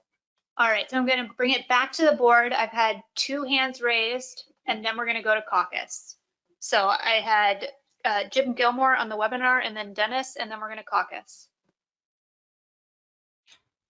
Thanks, Madam Chair. So as much as I really would like to take, some kind of reduction at this, at this point, and when I was coming in there, that was my mindset. And by the way, Nicola has carried on the David Pierce tradition of motions that are just amazing. Anyway, the concern I have is really from a practical one now. And when I look at the region that New York would be in, with Connecticut to North Carolina, I look back at we were trying to do simple things like regional management for summer flounder and try to get consistent size season bag limit. And what we went through with that took years, and it was resulted in non-compliance finding and lawsuits and a whole lot of other things. So the big concern I have is that we're going to resolve those types of issues, plus targeting, non-targeting, commercial, recreation, blah, blah, blah, all the stuff that we've talked about today, and do that in 6 to 7 weeks. I think we're just getting ourselves into a real mess. So for those reasons, as much as I would like to vote in support of that substitute motion, I think the practicality of it, an addendum makes more sense. That was really stated by a lot of the other folks. So we actually do this right and actually have some meaningful and sustainable changes that we finally make. Thank you. Thanks, Jim. Dennis Abbott. Thank you, Madam Chair. I guess I'm getting the last word. We'll see. We've had some hands go up, so we'll see how generous I'm feeling. Okay, a lot of us are going to be leaving shortly, hopefully. Just stepping back, we're here because we took board action a couple of years ago that if we had recruitment failure or whatever, we fell below our rebuilding target, we would take action. So here we come. We went out to public comment. We got 4,000 people, and contrary to Mike Wayne, we'll never get 1 million people or a whole bunch more people. There are people who voice their opinions, and there are people who trust us to do what's right. But right now, we're boiled down to making a choice. We have a choice in front of us to do something. The alternative is to do what the public blames us for not doing all the time, and that is kicking the can down the road. And that will be the perception when we leave this meeting if we don't adopt this substitute motion. So I don't think that anything I say is going to change anyone's mind. I think people's minds are made up. They've probably been made up long before they got here. We've had a good discussion. Thank the technical committee for all the work that we put upon them. And hopefully we'll come to a conclusion here, whatever it is. Thanks. Okay. I'm looking towards the two people I saw hands go up. Robert, 30 seconds. 30 seconds to max. Then we're definitely caucusing. Yes, thank you, ma'am. I'll make this very simple. We got a lot of respect for the technical committee, and words I heard out of their mouth was rapid, analyzing it, not enough time for the project, and they need more time. There's a number of things that I don't like with this motion that we're looking at now. I'm in favor of the main motion, and I just wanted to add that we got to take our time and make sure we get it right this time, or as close to right as we possibly can. Thank you very much. Thanks, Robert. Max, 30 seconds. Thank you, Madam Chair. I support action to ensure stock rebuilding. And what I'm really struggling with here is the process. And I was hesitant to raise my hand when asked for those in favor and those against. But given, the credible range of projections, I'm just increasingly uncomfortable acting through this expedited process. I commented and voted in favor of an addendum back in October. I still support an addendum as the next best appropriate step in this process. I don't see it as kicking the can down the road necessarily. I think that the option that's been developed in this substitute is a great example of something that could be fleshed out a little bit more in an addendum, especially if it is a viable option. And I'll leave it at that. I'm going to vote against this motion to substitute and support of the main motion. Okay. Does anyone need time to caucus? Yes. 30 seconds to caucus, and then we're going to vote. As a reminder, this is the time. 5 minutes? No, you get 2 minutes. 2 minutes. I'm a hard bargainer, Emerson. 2 minutes. We're voting on whether to vote up the substitute or not.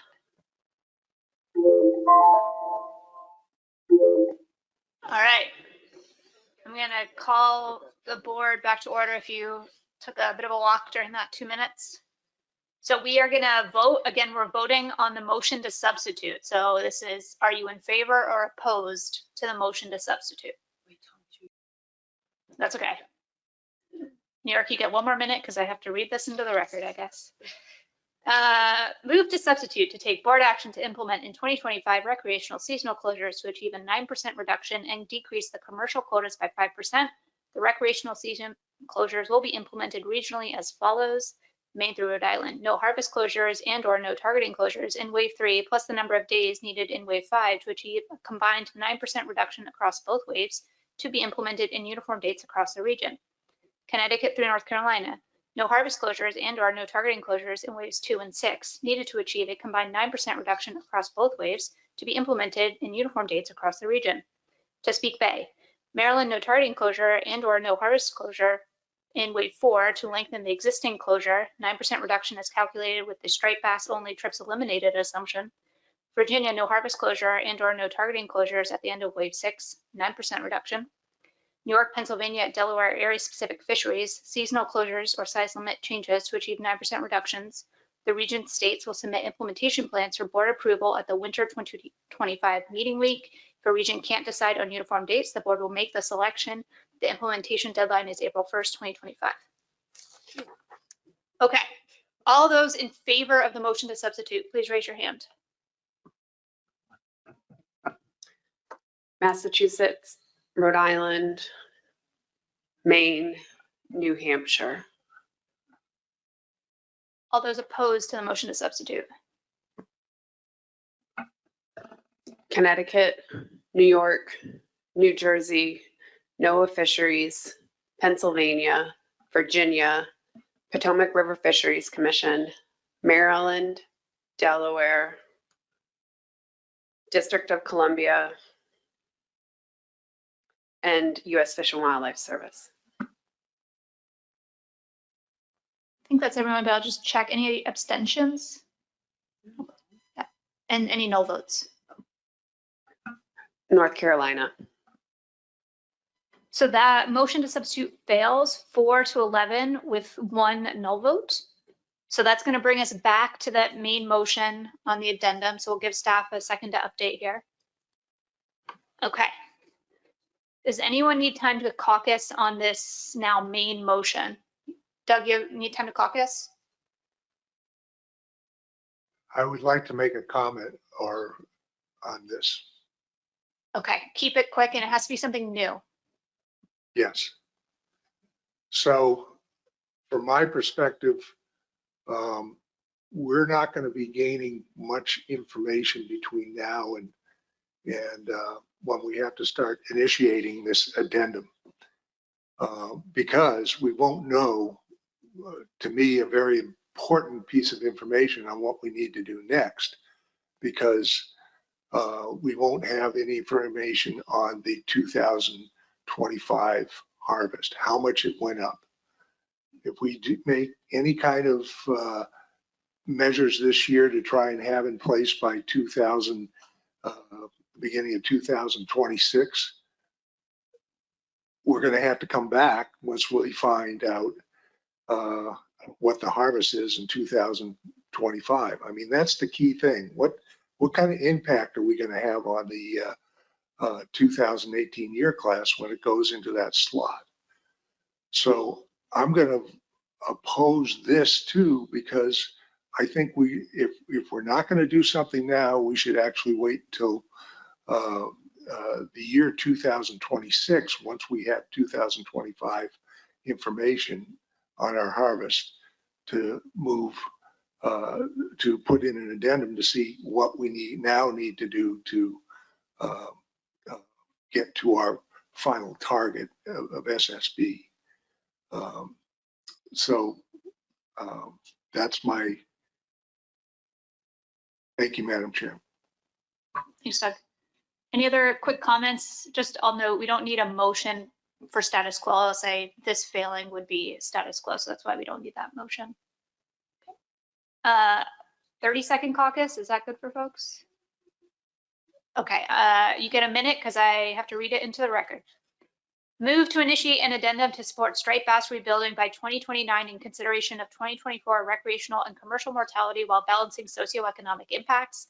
Options should include, if needed, a range of overall reductions, consideration of rec versus com contributions to the reductions, rec season and size changes, taking into account regional variability of availability, and no harvest versus no target closures. Final action shall be taken by the annual 2025 meeting to be in place for the 2026 rec and com fisheries.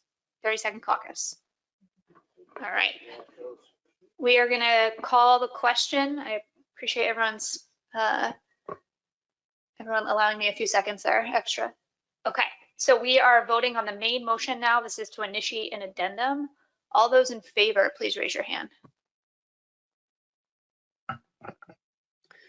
Massachusetts, Rhode Island, Connecticut, New York, New Jersey, NOAA Fisheries, Pennsylvania, North Carolina, Virginia, Potomac River Fisheries Commission, Maryland, Delaware, District of Columbia, U.S. Fish and Wildlife Service.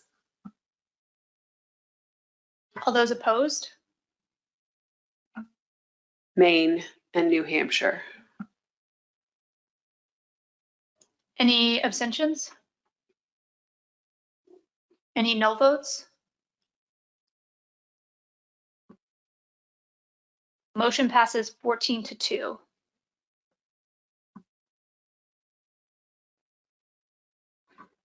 Okay, I think Representative Hepler, you have a comment very quickly. Okay, thanks. I just want to be put on the record that the reason I voted no is because I think we need to do something sooner rather than later. And that was clearly what I heard from the public comments. Thank you. Thank you. Okay. I think we have accomplished what we were brought here today to accomplish. So we have a motion that passed for an addendum. I suspect staff will be reaching out about plan development team membership at some point. Yes, we will reach out as soon as possible about a plan development team. I'm not sure if we can get a plan development team meeting before the winter meeting. I hope we can, but I think at the winter meeting, at the very least, we'd be looking for some additional board guidance on what type of options to include.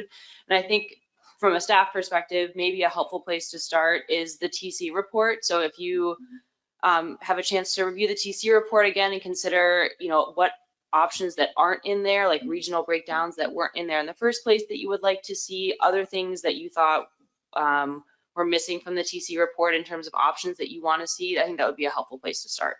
Thanks. Great. Thank you, Emily. Just a few things here. I want to thank MRIP staff. They were able to get us the preliminary Wave 5 striped bass data in advance. So a huge thanks to them for that. I want to thank, obviously, Emily for all her hard work, the TC, Tyler, and Katie. We are blessed with some very good science communicators with this group, and that is not always the case. So I just want to thank them so much for their communication skills. And I want to give a big shout out to Madeline. She is doing all of the motions, typing up all of your amendments and different ideas. She doesn't get a ton of credit, and I really want to highlight her today and thank her for her work. And Emily wants to say something. And I also just want to say it wasn't just me reviewing all the public comments. There were a lot of staff at the commission who helped. So it was really a team effort. All right. I think we would just be looking for a motion to adjourn. Made by John Clark, seconded by Dave Sikorsky. Thanks everyone for coming, and safe travels. Happy holidays.